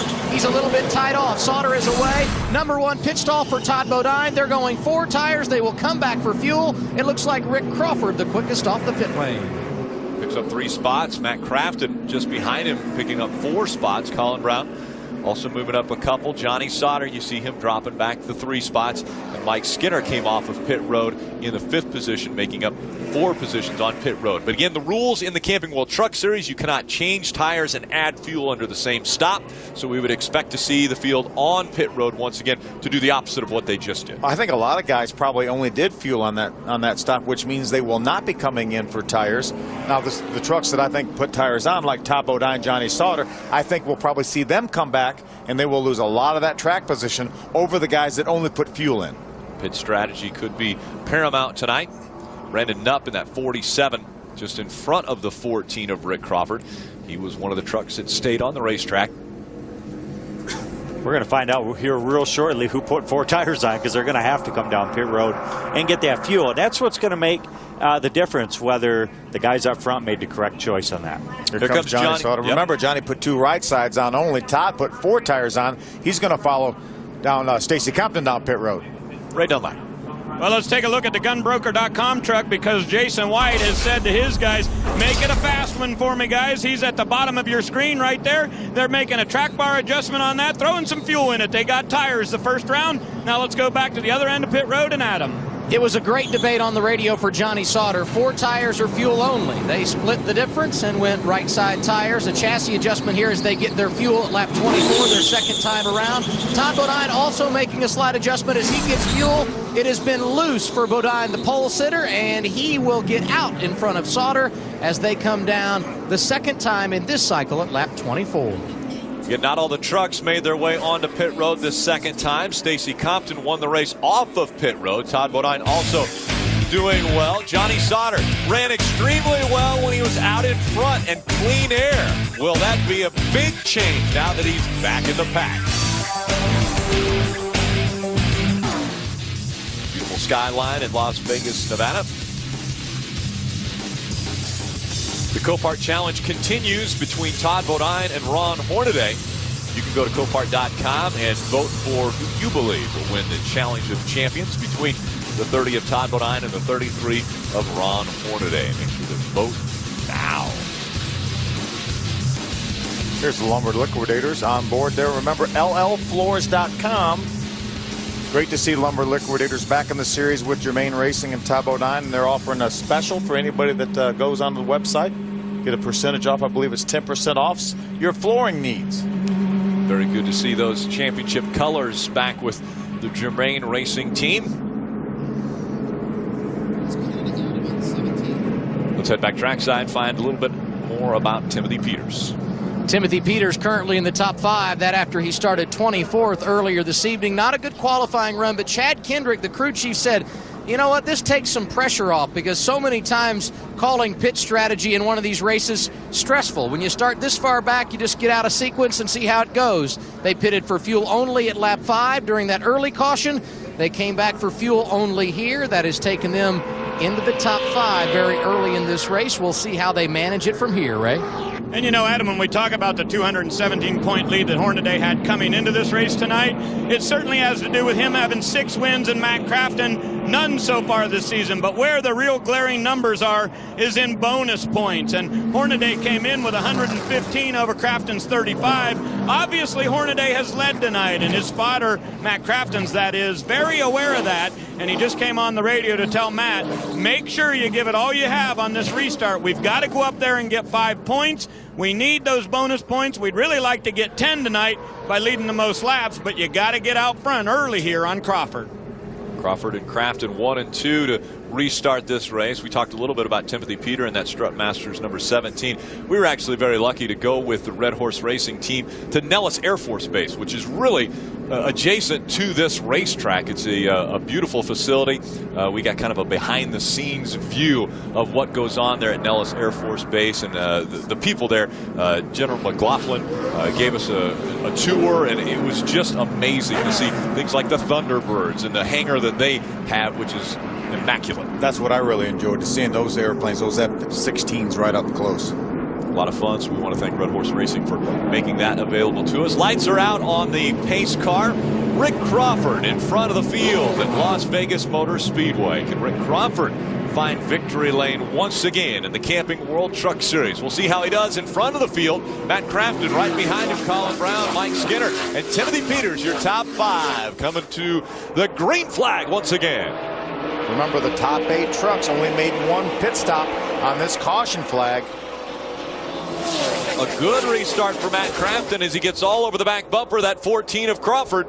Tell you, that 14 truck has been really, really strong this race. Matt has his work cut out for him to try to get up there, get by Rick to lead, get 5 points. It looked like he wanted to go down to the bottom, and I think at a restart, that's not the choice you want to make. He's probably got to roll the top here in the next lap or 2. Then he's just got to find out where his truck's going to run best and find out where Rick's weak spots are. We'll see how important clean air is. Rick Crawford out in front. We can watch the progress of that 13 of Johnny Sauter. He's been extremely strong. How about this side-by-side battle? Johnny Sauter, the 13 on the inside, Todd on the outside. Todd was able to get by Johnny. Now it looks to the inside of Stacy Compton. Remember, Johnny only got 2 tires. Todd got 4 on that caution flag. Eric Almirola ducking to the inside for just a moment. See if he could make the pass on that gunbrokers.com race truck. Meanwhile, the 33 of Ron Hornaday able to get by the 13 of Johnny Sauter and the 60 of Stacy Compton. Johnny Sauter trying to make the pass on the inside of Stacy Compton, but the momentum not there for him. No, I think the only advantage he's going to have is not going to be this run. But he's going to know later in the race if they decide, hey, do we want 2 tires or 4 tires? What type of adjustments do we need if it comes to that late race situation where maybe he can take advantage of giving some spots? Colin Brown able to get by the 88 of Matt Crafton for second. Mike Skinner's going to try to do the same. Skinner looking to the inside. That's a battle for the 3rd spot. Skinner down low, Crafton up high. Remember, Mike Skinner won 2 of the 3 races on this configuration here at Las Vegas. The inside of the Australian Gold 88 of Matt Crafton, that PC Myler Navigator of Mike Skinner, trying to get past the 88s. Can he make it work as they come out of turn 4? Look at the difference in the front of those trucks. So look how much higher that 5 truck is up off the ground than the 88, Johnny. Yeah, it is. It's, you know, there's probably 2 different setups going on. You can either run right front combine, left front, conventional. I don't believe either one of those trucks are running conventional, but there's probably Todd Bodine sideways. Todd Bodine catching it, trying to catch it. Unbelievable. That Lumber Liquidators 30 straightened back out once again. But a handful for Todd Bodine. He slows and tries to get back up to speed. Obviously, Todd completely lost all his momentum. Now he's getting back up to speed. Now that's his teammate Max Pappas in the Geico Toyota right in front of him. Ricky Carmichael, the Monster Chevrolet on the inside.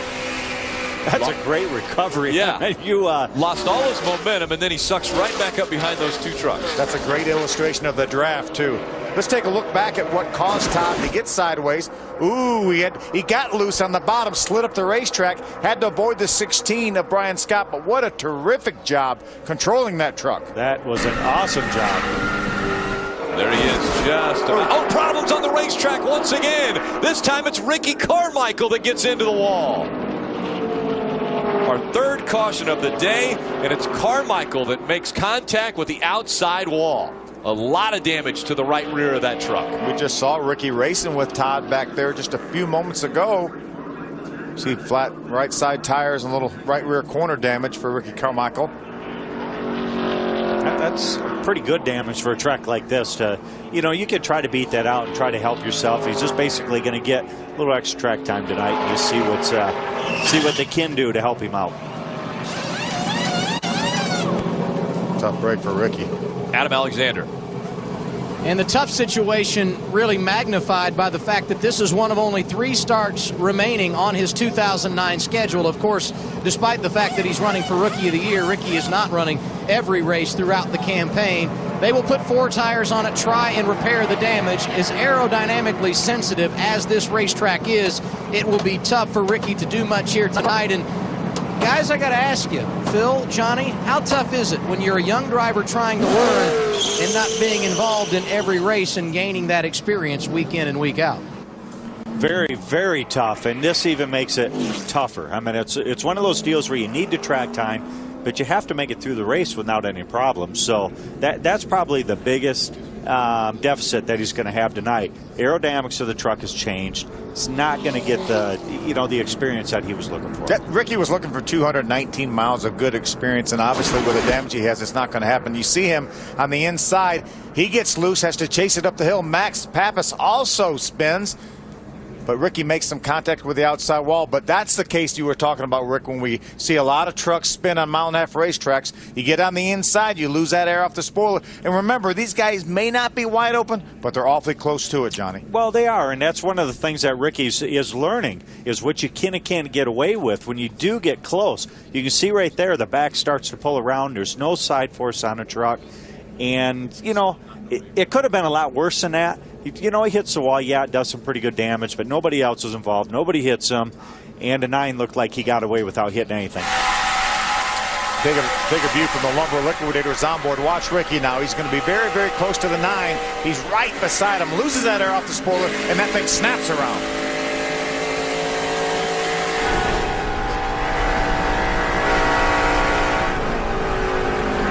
Chad McCumbee does a nice job with that Garmin Chevrolet, avoiding Ricky Carmichael. Double A.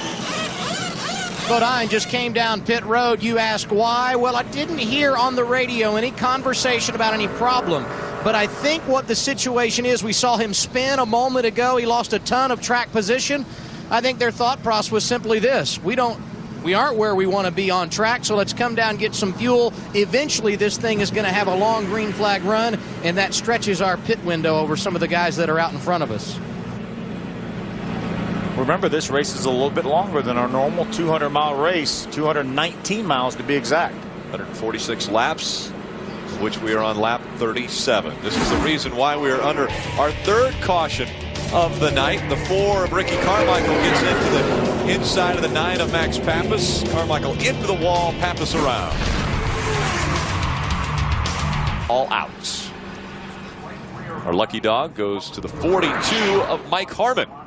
So Mike Harmon grabbing a lap back. We have 23 on the lead lap.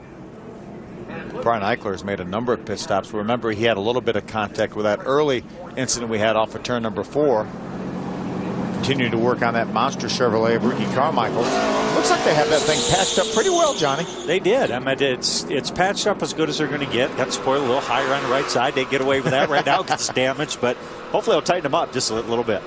Riding along with the Copart on board of Ron Hornaday, Todd Bodine, and the LL Floors Lumber Liquidators on board.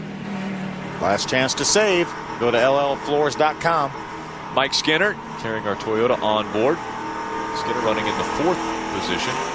Out front, though, it's the blue oval duo. Rick Crawford, Colin Brown bring the field with a green flag. Look at Hornaday making a move on the outside, up in the dirt and speedy dry and all sorts of stuff. Well, that's where you want to go. You got to go to the outside before the start and finish line. So he jumped up there. Not sure how much ground he made, but it's always worth a shot. Matt Crafton also with an impressive restart.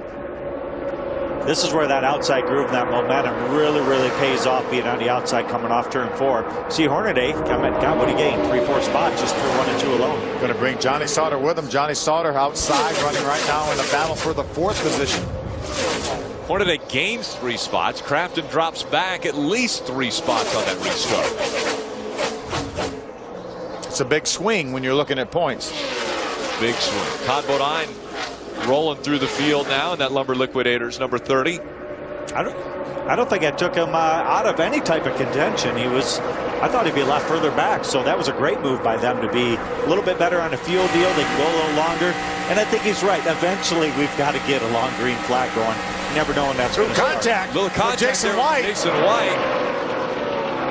Looks like Todd came up the racetrack. Jason White was there. They've got it straightened out. Todd is really rolling the outside well. I saw him make up a lot of ground the last time he was down in 1 and 2.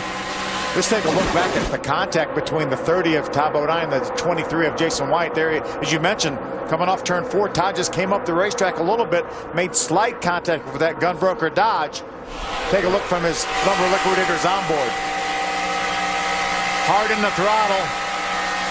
Just never checks up, makes just a little bit of contact. Side-by-side racing still on the racetrack. 07 of Chad McCumbee in that Garmin Chevrolet. I wonder if it did a little damage to the 30, because he was rock and rolling there pretty good. And now probably a little bit of damage here. May have added a little bit of push to his truck. And when we're talking about running wide open, Johnny, any slight damage to the aerodynamics is really going to affect these trucks here. It does, yeah. Adam Alexander. Todd Bodine just came on the radio to answer Johnny Benson's question and said that didn't help me in, and now I'm tied off after we got the fender knocked in a bit. So Todd's still fighting the handle on this race truck, and as you guys pointed out, he was really rolling through the field. I know a lot of teams felt like tires wouldn't be a big deal in this race, but Bodine got 4 when he pitted earlier. Is that a reason, guys, why he was driving through the field so quickly? Well, it has something to do with it, certainly. But Johnny Sauter, remember, only got 2 tires. He's up to 4th. Rick Crawford hasn't got any tires other than the tires obviously he started the race on. He does have 4 tires on that truck, and he's remaining in the lead right now. And that time between he and Johnny Sauter, the fastest trucks on the racetrack. Rick Crawford in front of fellow Ford driver Colin Brown, and then it's Ron Hornaday in the top 3. Rick Crawford told me earlier, question marks as to the longevity of Circle Bar Racing. That's somewhat amazing, as many race starts as we've seen with Rick Crawford, to have a question mark out there as far as his future in the Camping World Truck Series. He says they're working on everything they can to make sure that he's still racing in this series. And right now, an impressive run for that Circle Bar team. Top 4 trucks right that last lap, all within just about a 1/10 of a second of each other. Spreading out just a bit. Crawford with Colin Brown on his back bumper. Then it's 3 truck lengths back to Hornaday. Norm Benning a little slower on the racetrack in that 57. Right there was a prime example. Crawford had to lift just that little bit and got loose. And look at the run that Colin Brown got on him and actually passed him before they get to turn 3. Momentum is such a huge factor right now. And here comes Ron Hornaday, made it 3 wide going into 1. Rick Crawford hasn't overcome that break in momentum yet. That allowed Ron Hornaday to get right up beside him. Hornaday makes the move, tries to take over second, makes the pass. Now here comes Johnny Sauter. So good early on in this race. He'll take third away from Crawford. Johnny, it looked like it took Rick Crawford a full lap to recover the momentum he lost. Yeah, I'm not sure if he's still recovered, you know, and just that little bit of bobble. And you can see it as he come up on that lap car, he had to check up a little bit, went up, got loose, which putting a truck in yaw also makes it aerodynamically not very good. And just that little bit, just, you know, within a lap, 4th place. Colin Brown out in front now. Ron Hornaday running second. Johnny Sauter has moved up into the 3rd spot. Then it's Rick Crawford that's dropped back to 4th, and Mike Skinner rounds out our top 5. Timothy Peters, we talked about him earlier. He's running 6th. Matt Crafton is 7th. Eric Almirola 8th. Jason White is 9th, and Todd Bodine rounding out our top 10. Ray Dunlap, what's the word on David Starr? Well, Rick, you remember earlier in the race today when we saw him go up high on the racetrack, he was sparking a lot. Here's the situation. His crew chief, Jason Miller, hadn't run this low of air pressures during practice, and of course we have a cooler track temperature tonight. So David's truck was bottoming out on the cross member. They came in and pitted and raised the jack screws on the front. The yellow has just come out on the racetrack. Real quickly, give you just a finish to that story. They also put fuel into that truck, and that for David Starr was on lap 37. We'll see if any of these guys decide to stay out right now or who's going to have to come in and get fuel, tires, whatever. We'll update you here as the pit stops begin. Caution flag coming out for debris on the racetrack. So this is the 4th time we've been slowed. It's been about 26 laps since the majority of the field was on pit road. Obviously, the guys like Todd Bodine pitted on lap number 36, so some of those guys may elect to stay out, but I think everybody that we saw pit on lap 23, lap 24 caution, I think will be back on pit road. Well, they're going to eventually they're going to go green. I mean, I've been really surprised that we haven't had a long green stop or a run yet. So I think these guys eventually are going to think that it's going to go, so they'll still pit. Is it a tough call for race leader Colin Brown as far as what to do now on pit road? It is. Fuel or tires or? Well, I think he's going to do probably just fuel unless he hasn't changed tires yet. You know, I mean, it's just one of those deals. You're 50 laps in. They do have enough tires to go ahead and do that. So, you know, now I guess would be the time. And 50 laps on a set of tires, although it hasn't been all green. It's slowed 4 times for different reasons. This time it's debris on the racetrack. Here comes Colin Brown leading the field onto pit road. Ray Dunlap. Well, on my end, Rick, I want to give you an update on Matt Crafton. Obviously, that first round of pit stops that happened at lap 23, they did fuel only. So for sure, it's going to be 4 tires here, as Bud Hafele reminds him that pit road is very slippery. You've got an asphalt pit road, but you also have concrete pit stalls. They'll go to work on that truck. And as we look at the triple pit, you see at the bottom, Mike Skinner there. He's in that same boat. He's going to have to go for tires this time. Adam? Middle of your screen, Ron Hornaday fuel only. 1 can because he took tires when he pitted it back at lap 23. Top of your screen, 4 tires for Colin Brown because he did not get tires on that first cycle of pit stops. Hornaday easily the quickest off of pit road at lap 51, and yes, they can do it on 1 more stop from here. Chad McCumbee made up 10 spots. He comes off of pit road second. Jason White, Todd Bodine also making big gains coming off of pit road. Aaron's lucky dog goes to Wayne Edwards in that 48. Aaron's going to give another lucky dog away. It looked like the big loser on that pit stop was Johnny Sauter. It looked like he may have got 4 tires. Remember, he got right side tires in that first round of pit stops. Looks like he may have stayed to get 4 tires. And a lot of the guys that either did 2 tires or fuel only obviously beat him out of the pits. Well, I think he was probably going just get the thing back to the balance that they had early on in the race. That was probably his choice to put the 4 on right there. Off the racetrack, a couple more trucks. Nick Tucker, Terry Cook, and Brandon Knupp are off of the racetrack now as we get ready to see if the field will make their way back onto pit road for their second round of pit stops. We think the 33 is going to stay out. Quite a few are staying out. Only Colin Brown makes the hard left. Looks like Mike Skinner's going to follow him as well, right? Well, that's the situation with these pit road rules, Rick. Once you've made your bed, you've got to change your strategy throughout the course of the day. So we see the guys on my end coming back and now doing what we call the double dip. So Crafton got his tires on the first round of the pit stop. He'll get fuel right now. Mike Skinner coming down my end of pit road to do the exact same thing. James Busher is in. Stacy Compton. Crafton will get his fuel on the way down. Let's go back to Adam. Rick pointed out that it was Ron Hornaday staying on the racetrack. He questioned why did these other guys get tires in this cycle, and Rick Wren said because they didn't get tires when they pitted the first time. You saw Johnny Sauter and Colin Brown both in for service. Brown got 4 tires the first time around. He gets his fuel, and he is the first off pit road at lap 52. So Colin Brown wins the race off of pit road, but strategy could put Ron Hornaday in the driver's seat. When the lights came on at Las Vegas, the action got underway. We'll be back for the green flag right after this. Green flag just back in the air. It's Ron Hornaday in front of Chad McCumbee, Jason White in the 23. Running in the 3rd spot, Todd Bodine in the top 5. Once again, he's running 4th. Brian Eichler rounding out that top 5. Here comes Bodine to the inside of Jason White, taking 3rd away. 15 of Eric I'm sorry, 15 of Brian Eichler tries to follow him by on the inside of Jason White. 10 trucks that time only made 1 pit stop, which means they only did fuel only. And Colin Brown restarted this race in 11th. He is the first truck that put tires on this round of pit stops. He's definitely back in some pack. Even good tires or not, that's a pretty tough situation.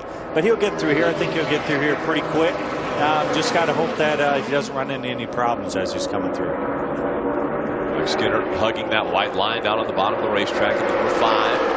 Colin Brown into Conway Freight, number 6, just in front of him. Colin's trying to get by the 11 of TJ Bell. He is going to make some room on the outside to get by TJ. Skinner's going to try to follow along. Here at Skinner even pedaled a little bit getting in the corner, but he was on the outside of that other truck, Johnny. Well, I think he just wasn't sure what he had yet. So he was just going to go ahead and ease off just a little bit. Obviously, it did cost him that spot. He didn't get off turn 2 the way he'd like.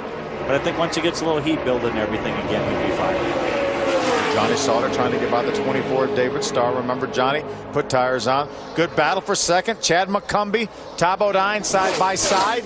Bodine's going to win that battle. He'll take second away from McCumbee, so McCumbee drops back. Bodine now sets his sights on the 33 of Hornaday. I'm sure Mike Hillman Jr.'s tightened that Lumber Liquidators Toyota up a little bit for Todd. Looks like he has a pretty darn good truck right now. He does. He's one of the few that's actually running the top through 1 and 2 to get that momentum coming down the backstretch. He did tuck in low in 3 and 4. 3 and 4, it's not as user-friendly up on the top and let you have to be down there. 1 and 2, I think he can pretty much run wherever you want. Todd Bodine, the man on the move now as he tries to get to victory lane for the 2nd time at Las Vegas Motor Speedway. Back in 2005, he was victorious. Now, Ron Hornaday has never won at this racetrack. Ron Hornaday also has 6 wins already this season. 3 wide down the backstretch. Boy, Skinner gets by Colin Brown, Taylor Malsom, Johnny Sauter trying to do the same. There's TJ Bell. Johnny's going to pull to the inside of Taylor Malsom. He's going to be able to get that spot. Here comes Eric Almirola, Miccosukee Toyota, 51 on the inside. Matt Crafton. Matt Crafton in the new paint scheme. Australian gold, number 88 tonight. Close call coming out of turn 2 as they rocket down the Nellis straightaway.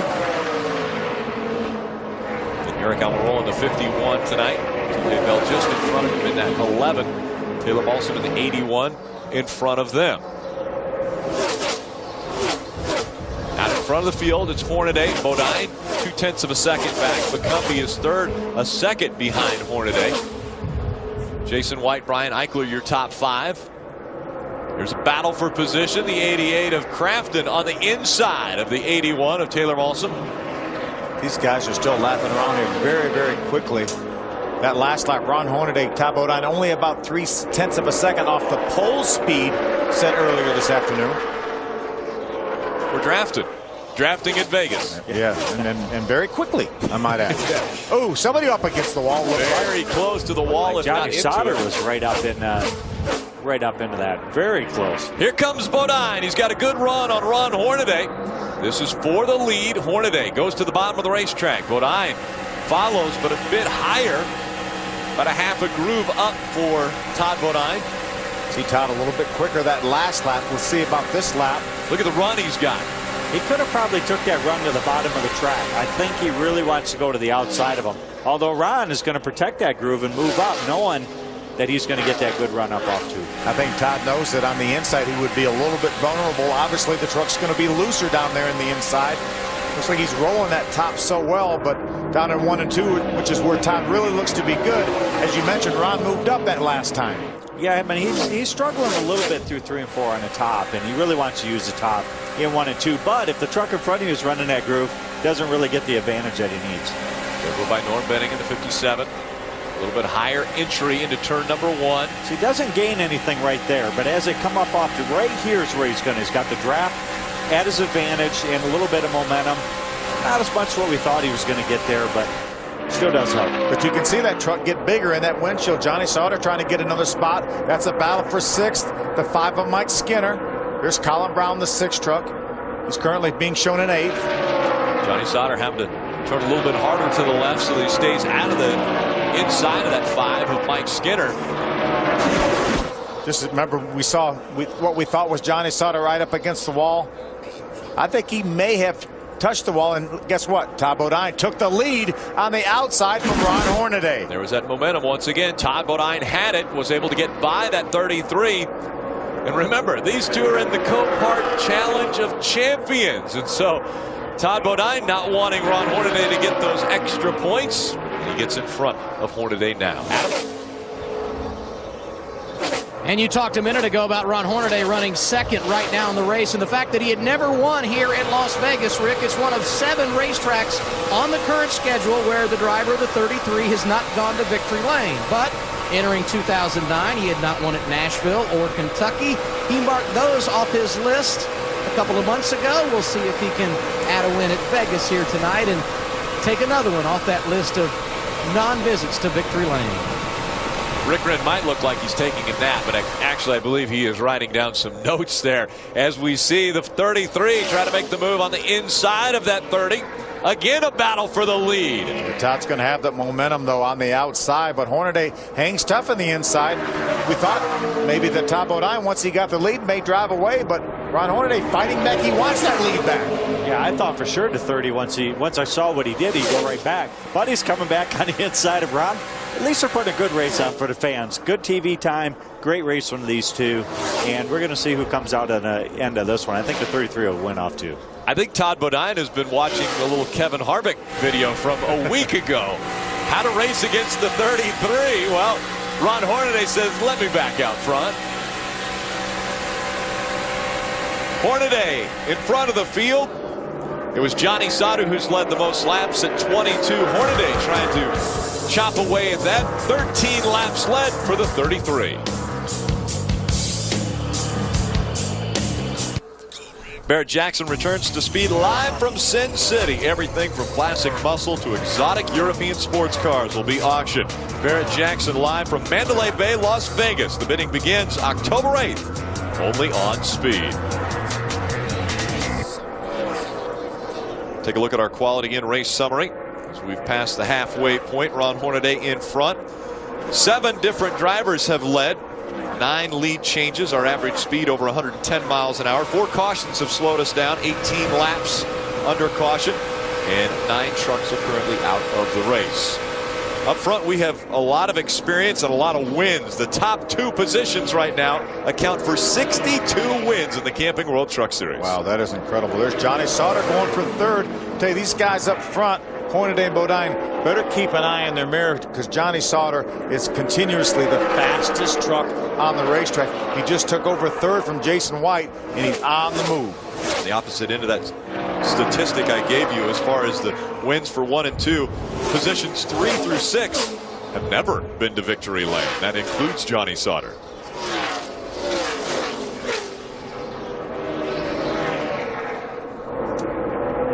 Comes the 5 of Mike Skinner. He's been to victory lane a few times. As a matter of fact, twice here.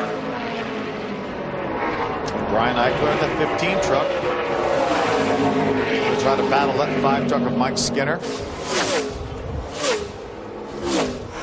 think this might be that long green that everybody was hoping for. It looks like things are calmed down. Everybody's got a pretty good handle on what their trucks are feeling like, and just kind of cruising around there. So hopefully I don't just jinx them and thinking that there's going to be a caution. But did you just use the word calm down, by the way? They calm down just a little bit. Just a little bit. I mean, there hasn't been really any pushing or shoving. It's barely been just an aero deal. So you're right. Maybe not calm down. This is the longest green flag run we've had. I think we probably restarted around lap number 54 or something like that. We've run 23 laps right now under green. Goes to tail action here. Colin Brown and Taylor Balsam 9th and 10th. Field spreads out just a bit now. Is this where the better handling trucks are able to maybe go a little bit further around this racetrack with their foot all the way down on the accelerator? Well, I think this is the area where they're going to start to shine. If they are lifting a little bit, it's probably not going to be as much as a guy in front of them.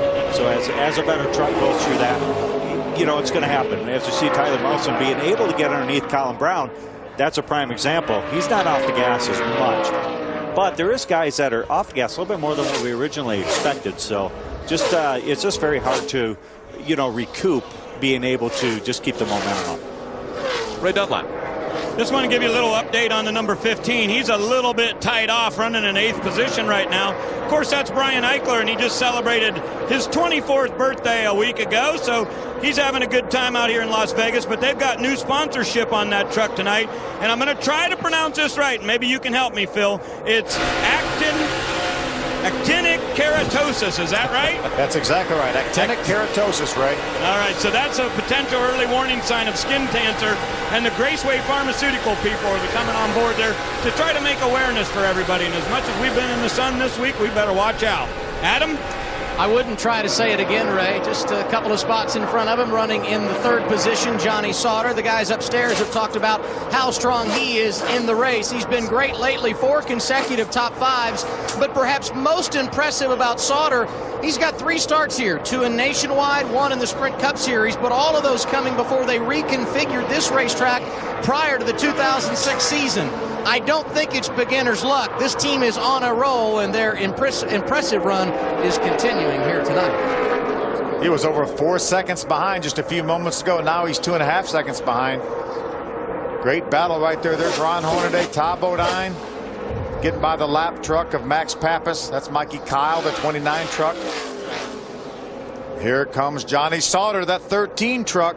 He's consistently at least 3/4 tenths faster than these guys, Johnny. He is, and we saw when he went and made that pass to 3rd place, Todd and Ron weren't even in the picture. That shows you just how quick he is. He's been able to at least put him in their sights. So now he can start to at least do a little bit drafting, maybe try to catch some, but his times are definitely way quicker than his 2 leaders. He's going to be on top of these guys in about 2 more laps. Johnny Sauter reeling him in the fun sand. Number 13 Chevy Silverado. Again, Johnny Sauter led our first, well, almost our first 22 laps. Hornaday was out there for the first lap, and then it was 22 in a row for Johnny Sauter. Now Hornaday has led the most laps at 28 laps. So he would like to get those additional 5 bonus points for leading the most laps at the racetrack. But Johnny Sauter is the man on the move, and he could be going by 2nd and 1st very shortly. Look at that, 1.5 miles faster than Todd Bodine. Almost 2 miles an hour faster than Ron Hornaday that lap. That's close to 3 or 4 tenths of a second. That is a lot. I mean, when you sit there and think, oh, a mile an hour, that's not all that much. But when, you know, as drivers and racers, we look at seconds, it's a pretty big move. As Johnny Sauter, he just goes right by Todd like he was not sitting still. Right there is 3/10 of a second. That's what it looks like. Now, if things calm down and we're running 170 miles an hour around this 1.5 mile track. Well, I didn't say they slowed down. I just said they calmed down. They calmed down. How about Johnny Sauter? He's on the wheel right now, reeling in the 33 of Hornaday. You know, let me give you, for instance, Johnny talks about 3/10 of a second. We had 23 trucks qualify within 5/10 of a second or 1/2 a second. So that's how close it was. It's 2/3 of the field, all within 1/2 a second.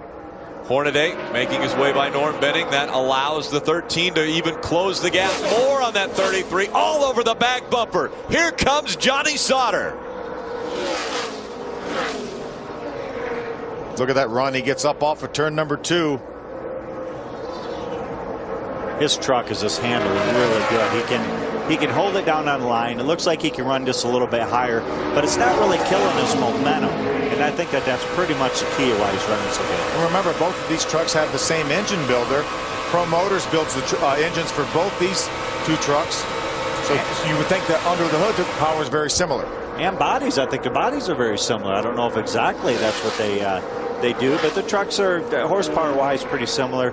And you know, the only thing he's going to fight with right here is just a little bit of the aero stuff. I think Ron's truck was a little bit better than what Todd's is, but I really think that once he messes around here and finds out where he needs to go, he'll eventually end up in the lead here. If not, maybe he's happy right where he's at too. And once he gets here, he obviously gets a little bit of aero tight when he gets behind that truck. He took no time getting by the 30 of Todd Bodine, but now once he got to Ron Hornaday, he hasn't been able to make the progress that he had been making. And he actually slowed down probably 2 to 3 tenths of a second once he got right up behind the 33.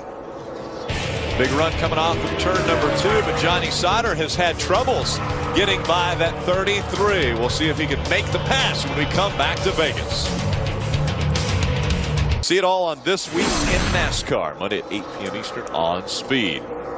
Our new leader, Johnny Sauter, in that Fun Sand Chevy Silverado in front of the 33 of Hornaday. This is how he took the lead away from Hornaday. Johnny went to the high side in 1 and 2, had a run coming off 2. Ron moved up the racetrack a little bit. Johnny said, okay, I've got momentum. I'm just going to drive by you on the inside. Yeah, I think he probably thought that Ron was going to move up a little quicker. Another look. Sauter working the bottom of the racetrack, able to clear the 33. So he has taken over that top spot. Let's do a top 10 drop back of our field in the Camping World Truck Series. We begin with Adam Alexander. Johnny Sauter feeling good out front, but they didn't take much time to celebrate once he got around Ron Hornaday for the top spot. Immediately, Joe Shear, the crew chief, came on the radio, said, keep doing what you're doing. Lap 106 is what we're looking at approximately for a green flag pit stop, and that not too many away. In fact, it's about 12 from right now. Just behind him, Ron Hornaday has been very quiet on the radio. He is satisfied with his race truck.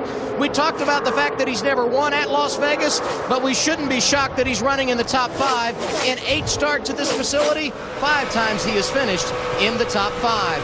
And perhaps some news for Todd Bodine. He wants a caution or he wants a green flag pit stop. The reason why? He complained of a vibration about 10 laps ago. We'll see if anything materializes between now and when he has an opportunity to get on pit road. Ray? You know, earlier in this year, Jason White came out to Las Vegas to go to the World Series of Poker. He placed 360th in that event. I asked him if he's won any money this week. He said, nope, trying to save all my luck for Saturday night. And his luck's holding pretty good as the GrunBroker.com truck continues to roll right there in the top 5 as we move. He and Matt Crafton having a good battle there on the racetrack.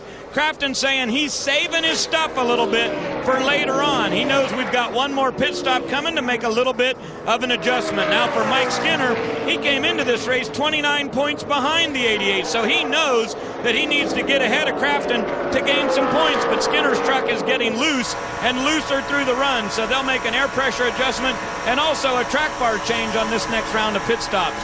Brian Eichler in that number 15 continues to run in 7th.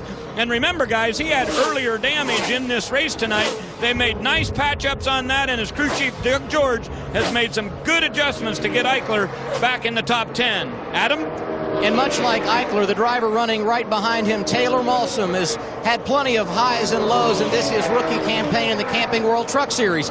2 weeks ago in St. Louis, he finished in the top 5, the best of his career. Last week, they couldn't find the handle. He struggled at New Hampshire.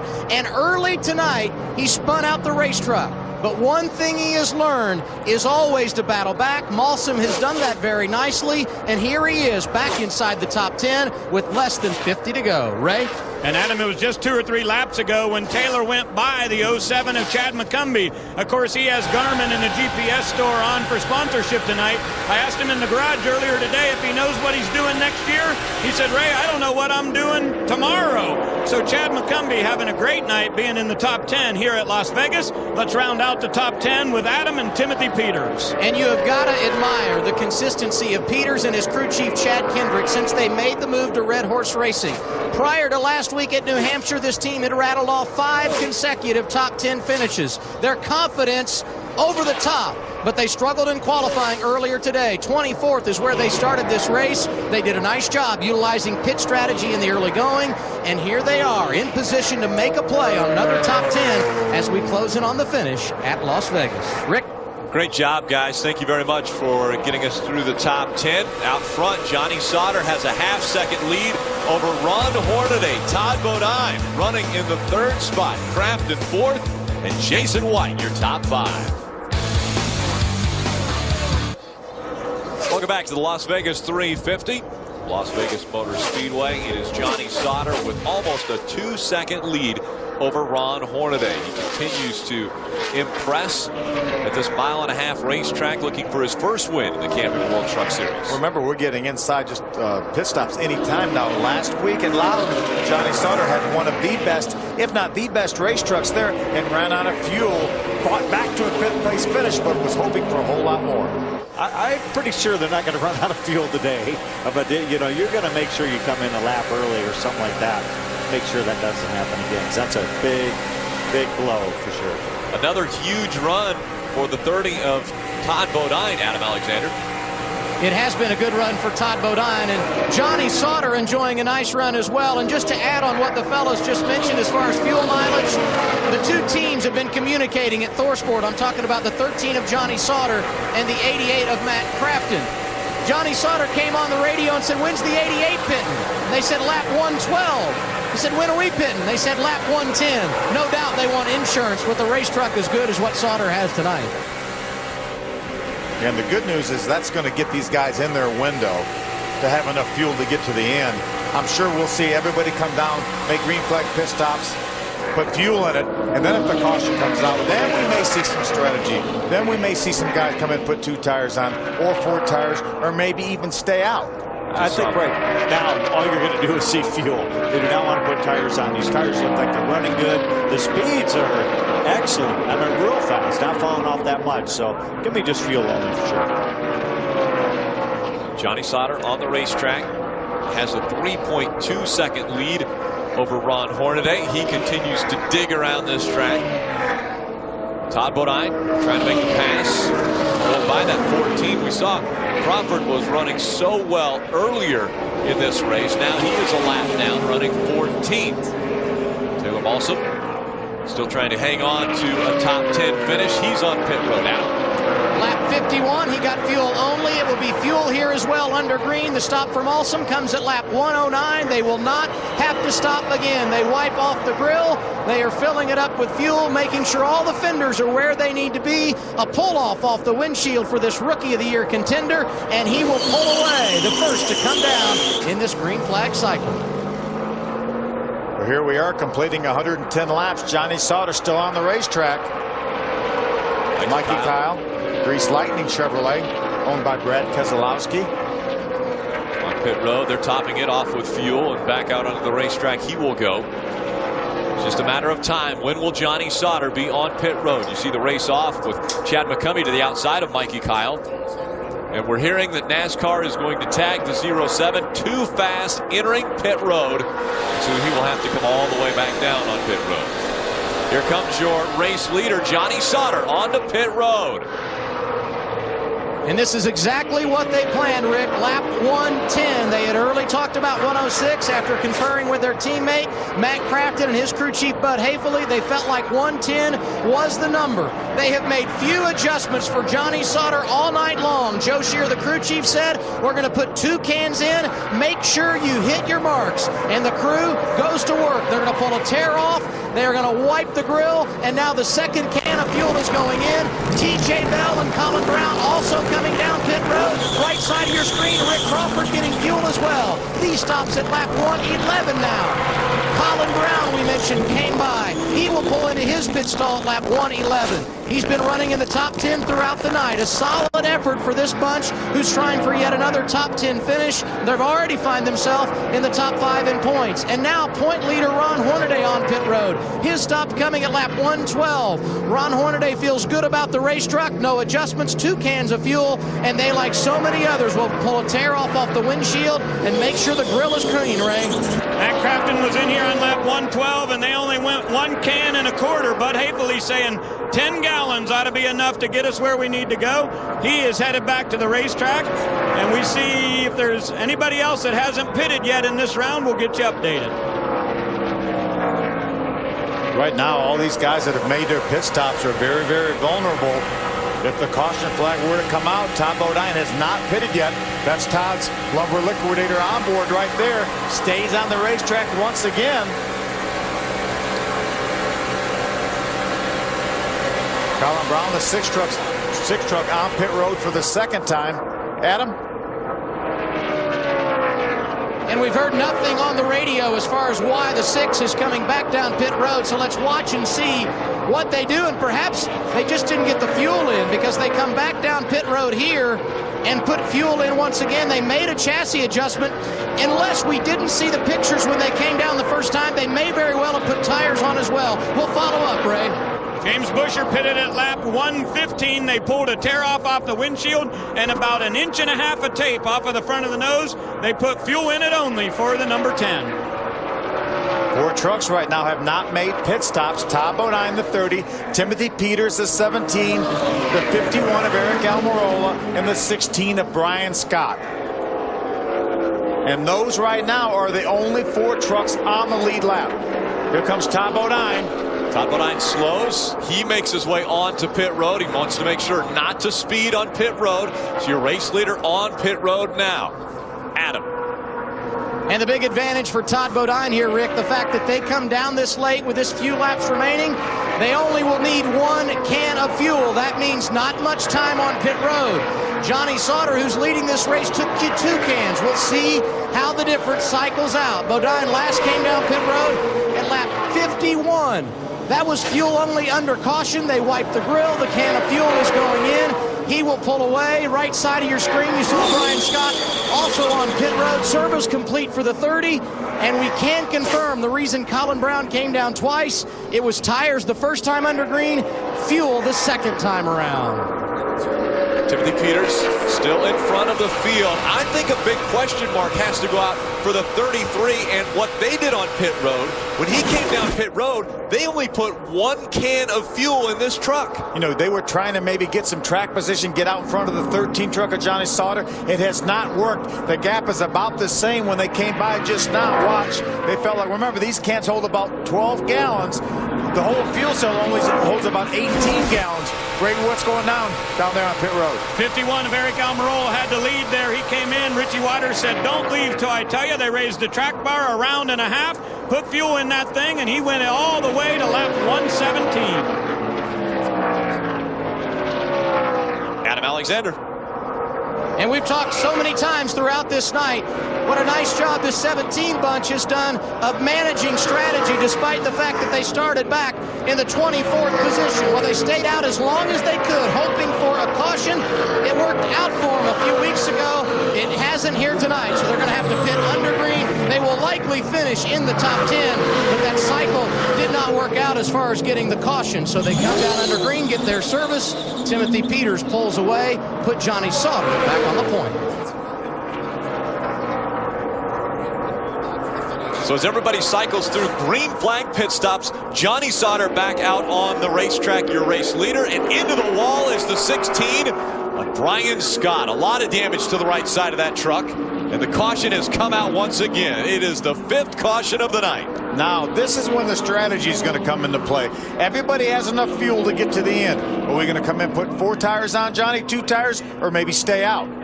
This one's going to be a tough call because there's been a guys that's been on these tires for a long, long time. The speeds are still good on the chart, so I don't know. I mean, it's kind of a tough call. If you're in traffic, the tires are the way to go. If you're up front, man, that clean air is pretty priceless.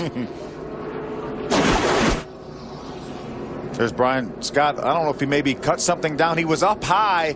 That may be because he had a soft tire, Johnny. It is. You know, these guys have been out on these tires for quite a long time, so it's a gamble. Right now, it's a total gamble. We're in Raid City for it, though. That's right. This is the big decision time for all these crew chiefs right now. Whether to come down pit road, whether to get 2, whether to get 4, or just stay on the racetrack. And that's why they get paid the big bucks. You know, I want to question Rick Wren as far as only 1 tank of fuel or 1 can of fuel. You said 12 gallons. You do the math there. He came in on lap 112, so that's still 34 laps or 51 miles he's got to go on that 1 can of gas. Ray Dunlap. On my end, Mike Skinner says, I'm coming for tires, guys. Do you agree? And Eric Phillips said, absolutely. Should we do 4 or 2? And there was no answer on the radio. So Skinner coming for tires. Bud Hayfley said, Matt Crafton staying out no matter what.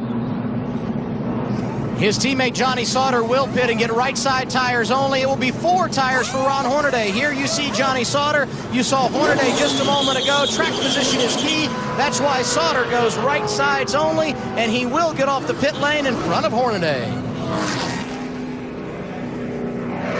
Few trucks stayed on the racetrack. The 88 of Matt Crafton, the 23 of Jason White, Timothy Peters in the 17, and Colin Brown in the 6. But remember, Colin Brown is down because he made a extra pit stop under green. So Johnny Sauter with a 2-tire stop. Skinner makes up some ground on pit road. Hornaday, a 4-tire stop. Will that propel him to the front? We'll be back for the final 25 laps.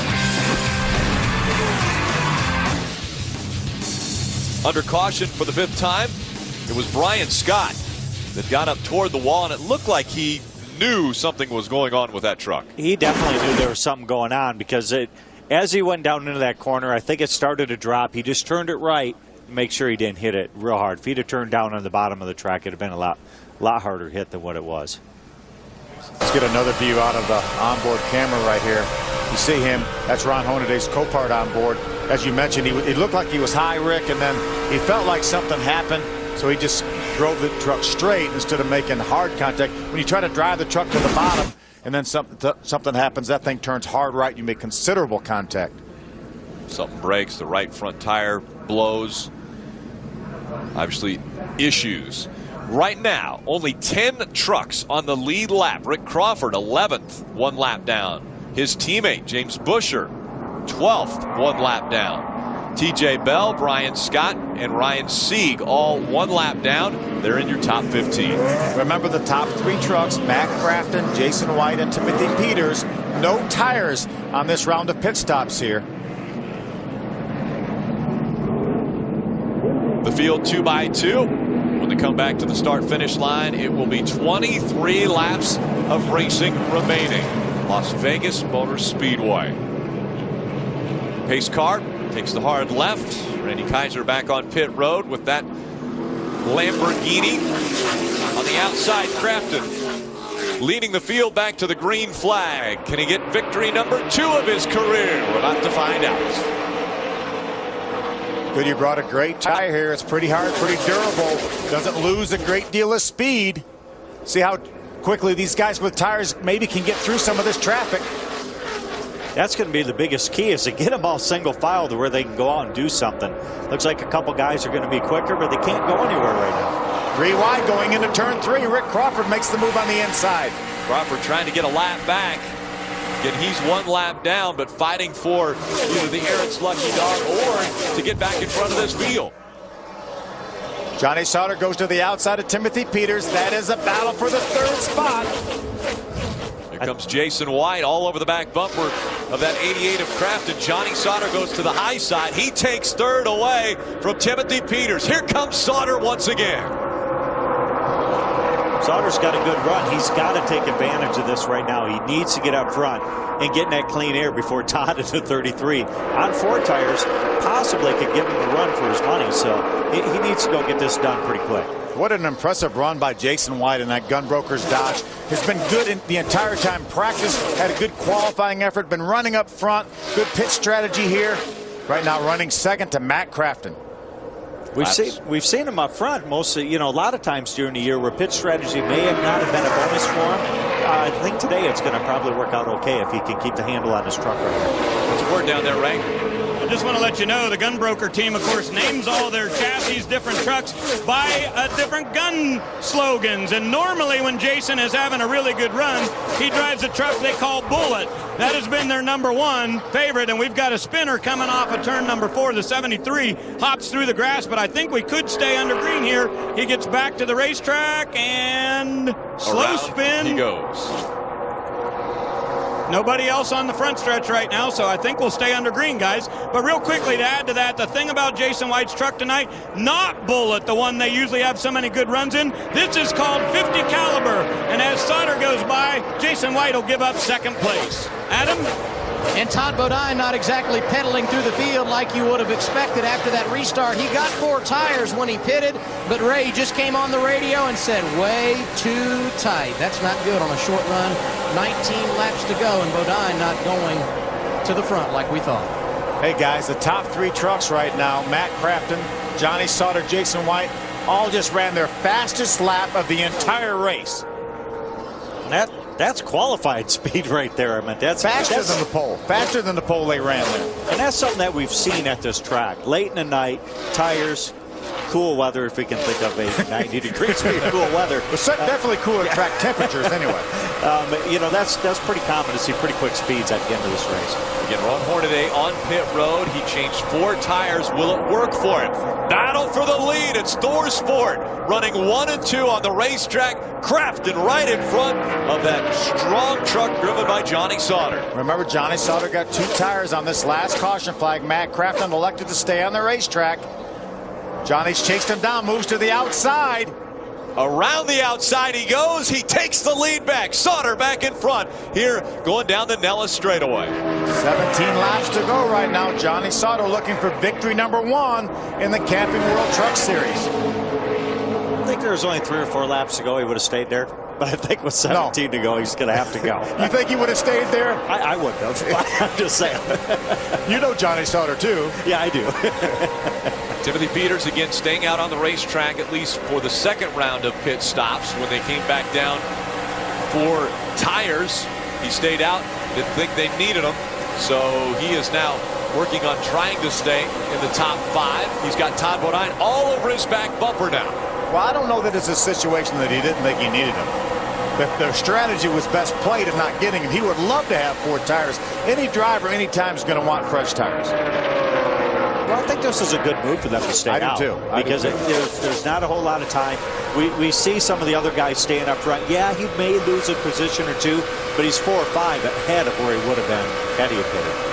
And he pulls away from that Lumber Liquidators number 30 of Todd Bodine. A good run for Timothy Peters. And remember, Ron Hornaday got 4 tires as well as Todd Bodine, and they really haven't made the progress like you talked about. 5th and 6th so far only for Todd Bodine and Ron Hornaday. And the laps are winding down. 15 to go. 14 now. 14 remaining. Johnny Sauter in front of his teammate, Matt Crafton. They're running 1 and 2. Jason White with an impressive run in 3rd. Timothy Peters, Todd Bodine, your top 5. Todd's doing all he can do to try to get by Timothy Peters. Timothy's taking that Strutmasters Toyota, doing a nice job with it. Just trying to continue his hot streak this summer. I guess it's technically not summer anymore. We're into the fall. Past the autumnal equinox. Easy for me to say. Adam Alexander. Johnny Sauter continues to lead this race. In fact, what a great night for Thor Sport Racing. 1-2 with teammate Matt Crafton right behind the 13 of Johnny Sauter. Let's go back about a month and a half. And remember when we were at the Chicagoland Speedway? The guy you see left of your screen, Joe Shear Jr., had taken over crew chief duties for Johnny Sauter. A one-day show, both the ARCA REMAX Series and the Truck Series running on that Friday. Joe crew chiefed in both series, leading Johnny to a top 5 finish.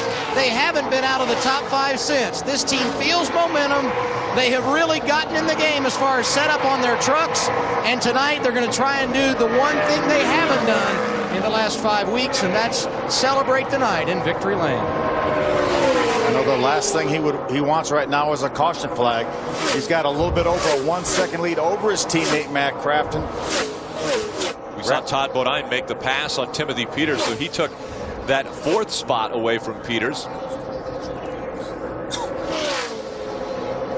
Could it be a 3rd name to add to the list of first career wins in the Camping World Truck Series taking place at this racetrack? David Starr in 2002, Meal in 2004. I was down in the garage area talking to Mark Smith, who builds the engines for this truck, as well as Ron Hornaday's, as well as Matt Crafton's. And I said, I'll tell you, Johnny may not win this race, but I think with only 6 races to go, counting this race, that he will get a win before the season ends, and it might just be tonight. I think it's looking good anyways, I mean, he was good in practice, top of the sheet, quickest as far as an overall time. His truck was very, very good, and I'll be sitting in really, really good shape now, and kind of just pulling away, running laps faster in the pole. So I think he's all right. 1.7 seconds between he and Crafton.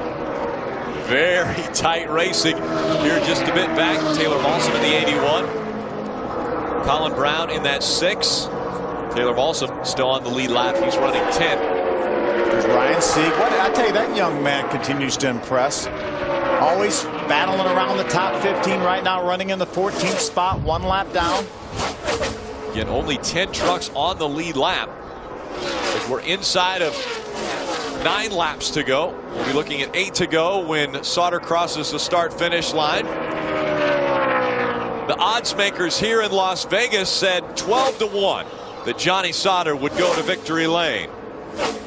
Well, I think Johnny Sauter wants to improve those odds, as he has just 8 laps to go before he gets his first win in the Camping World Truck Series. Again, great run by Jason White. He's got Todd Bodine now trying to chase him down, but I think Jason should be able to hold on for a good, strong top 5 finish, if not better than that. 3rd place at Dover, I believe this year was his career best, and he looks to equal that right now.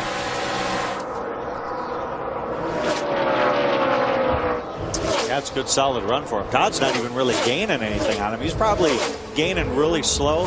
You see Ron Hornaday trying to work on Timothy Peters here, trying to do the best that he can to get by them, get every spot that you can get. Actually 4th at Dover was Jason White's career best, so he's looking to improve on that and try to maybe come away from here with a 3rd place finish. I know they've got one of the execs from Gunbroker here with them tonight, yeah, so an Steve's impressive here. Performance with the boss in the stands tonight for that Gunbroker.com team. Jason White coming down on 5 laps to go here for Johnny Sauter. We're riding along with Ron Hornaday, Copart.com. Ryan Sieg slowed on the racetrack. We were talking about him having a little better run. I wonder if that may be a running out of fuel issue. Potentially. The 39 on the inside of the racetrack, trying to keep his momentum up. He's not in the groove, so we still are seeing the green flag displayed. Johnny Sauter wants it to stay green the remainder of this race. We see Sieg come way up back out on the racetrack now. Looks like he might be back up to speed. Sure does. Maybe he had an ignition problem. Dropped down on the apron, flipped to another ignition box, and appears to be back up at least to some semblance of speed. Johnny Sauter right now going to be 4 laps to go for Johnny. 4 to go for Johnny Sauter. That Fun Sand Chevy Silverado. Crafton running 2nd. Almost 2 seconds back. Then it's Jason White, 3.5 seconds behind our race leader. Todd Bodine is 4th. Timothy Peters is in the 5th position. Hornaday again getting fresh tires, 4 fresh tires. He's been able to get up to 6th, but that's it for Hornaday. I think the great thing with Johnny is there's not a whole lot in front of him. He's got a lot of space, a lot of time to just hit his marks. Nobody really pressuring him from behind. He can take his time from this point in time. 3 laps is a long time, but yeah, sure is. Doing good. If he could just get to the white flag, Johnny, then he knows that the caution flag would not precipitate a green-white checker. So coming down on 2 laps to go, I know he wants to get back quick to the start-finish line in about 31 seconds. 3 miles remain for Johnny Sauter. How about 1-2 team finishes? Right now it's ThorSport running 1 and 2. Position Roush Fenway dominating this category with 11 first and second finishes. Mike Curb is listed as owner of this truck, and if if Johnny can hold on and win this race, then Mike Kerr will have won in all 3 of the major divisions of NASCAR. 1 to go for Johnny Sauter. White flag in the air. 1.5 miles remains between he and his first win in the Camping World Truck Series. He's got over a 2-second lead over his teammate right now. He just has to make sure he has enough fuel to get to the end. Down the Nellis straightaway he goes. Half a lap between Johnny Sauter and that first win. A flawless 3 and 4. He comes out to the grandstands. The fans on their feet. Johnny Sauter will win at Las Vegas. What a great job by Johnny Sauter, that ThorSport team. 1-2 finish for ThorSports. And Jason White does get his career best finish in 3rd.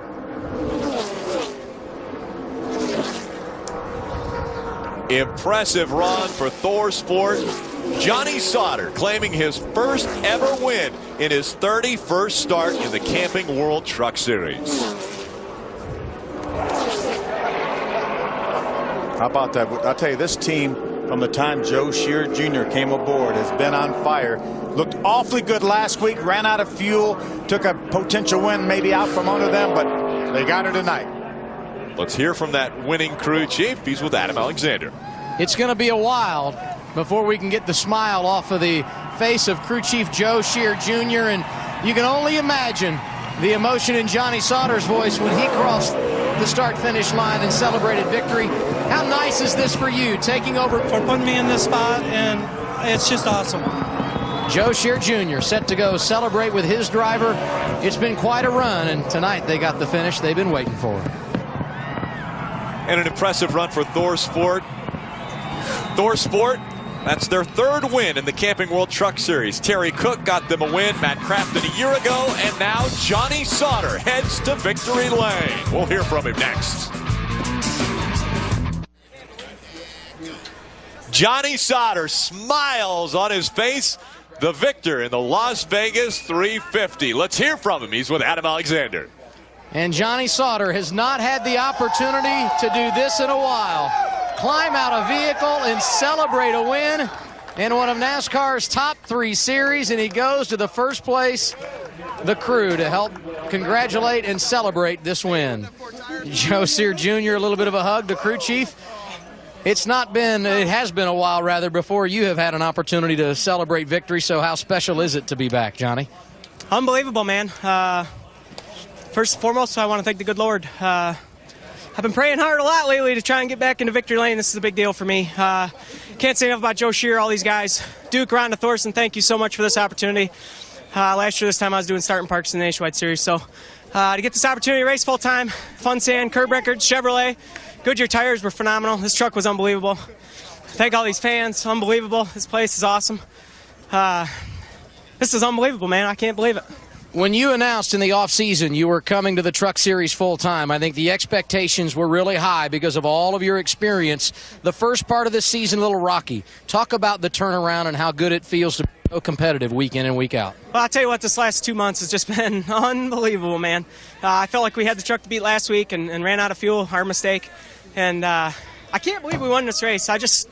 Unbelievable. Chevrolet was awesome. Wow. I think I made enough money tonight. I might go buy me a new Camaro or something. But, we did have some tough luck there at the beginning of the year, but these guys rallied hard. And unbelievable. I don't even know what to say. This is awesome. Believe it. It's real. Congratulations. Thank you very much, man. Thank you. Johnny Sauter in victory lane and a solid run for his teammate tonight as well, Ray.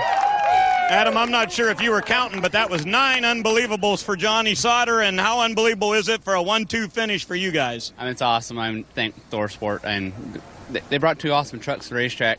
That truck was unbelievable. That's 11. That thing was really good. I mean, our truck was good all night, and we were just a little bit off. We needed track position, and I mean, that's what we just had to roll the dice right there at the end and try to take no tires and see if we could get out. But it's just, for some reason, it just didn't want to lead like Johnny's did. I mean, that thing is a rocket ship. I mean, I congratulate Johnny Sauter and that whole group, but I got to thank Australian Gold and Chevrolet Silverado, and she wasn't too bad. I guess it's decent points tonight, so let's go on to the next one. All right, he finishes 4 spots ahead of Hornaday. The point should be about 197, guys. About is right on the money. 197 the difference between Hornaday and Crafton. That means Hornaday lost 20 points. Woody's coming in with 217. How about Timothy Peters? Moves up to the 9th spot and into the top 10. We'll be back to wrap up the Camping World Truck Series Las Vegas 350 here at Las Vegas Motor Speedway. Moment. Todd Bodine's name pops into my head. Yeah, he had a couple of awfully close calls. There's one right there with Brian Scott. Got real loose. Watch all those trucks go by. Lost all his momentum, but finally saved that truck. And then this one here, it comes up, just barely gets into Jason White, almost lost it again. Very easy to lose it at that part of the racetrack. Stay in the game with Just for Men hair color. Todd Bodine finishing 4th tonight. He's standing by with Ray Dunlap. Actually, we're sitting by, but I'll give him an attaboy a couple times today. And after 3 subpar weeks, how good does it feel to get a top 5 tonight? It feels fantastic. Nothing fell off. We didn't get flat tires. We didn't get run into. So it was a good night for the Lumber Liquidators Tundra. You know, it's been tough. It's been probably the worst year of my career. And our performance hasn't been bad. We just had terrible luck. So, you know, come out of here with a 4th after a couple spins that didn't happen. I mean, they were close, but we're pretty happy. You know, Lumber Liquidators came on board for these few races, and you know they're running a special right now. LLfloors.com. Check it out. Get a good deal on hardwood floor. All right, good run for Todd Bodine. He had some great racing side by side with Jason White, who got his career best finish, and he's with Adam. Indeed the case, Ray. And we talked before the race tonight about the fact you had your career best qualifying run. No one really cares about that, but this is pretty cool, huh? Man, I tell you what, the Gunbroker team, oh, man, they are just awesome today. I mean, Doug Howe, we were doing so much with so little. I mean, Joey Ayrton's giving us awesome engines. Kevin Harvick, thanks for the truck, man. And it's just an awesome run to run with side by side with Bodine there. Man, they just had a great truck tonight, and we're excited. We're excited about it. Well deserved. Congratulations. Hey, thanks, guys. And it was an awesome crowd tonight, and a good race for the fans. See you guys. Thanks, man. A great race. And how about Johnny Sauter going to victory lane and moving into the top 5 in the point standings? Now a great battle to stay in the top 5 between he and Todd Bodine. Yeah, that battle may go down to the end of the season here with 5 races to go, but terrific job. That team has been on a roll, and they finally put it together here tonight. How does Johnny Sauter keep the momentum up now when we have about a 3-week break? The races that he's run the last 5-6 races have been all great. I think he'll be fine with keeping that momentum. Having Joe Sear Jr. there, you saw the awesome job that they've done the last couple of weeks. A win this week. I think it'll keep going. Johnny Benson, thank you so much for joining us here in the booth and helping us call the races. Actually, we hope the next time we see you, it's behind the wheel of one of these Camping World trucks. Johnny Sauter, victory lane in Vegas. After all the excitement of the past few weeks, it's time for a vacation. Catch your breath now, because when we come back, it's an all-out 5-week fight to the finish. Don't miss a second of the action, starting with short track racing from Martinsville on October 24th, only on Speed. Be there.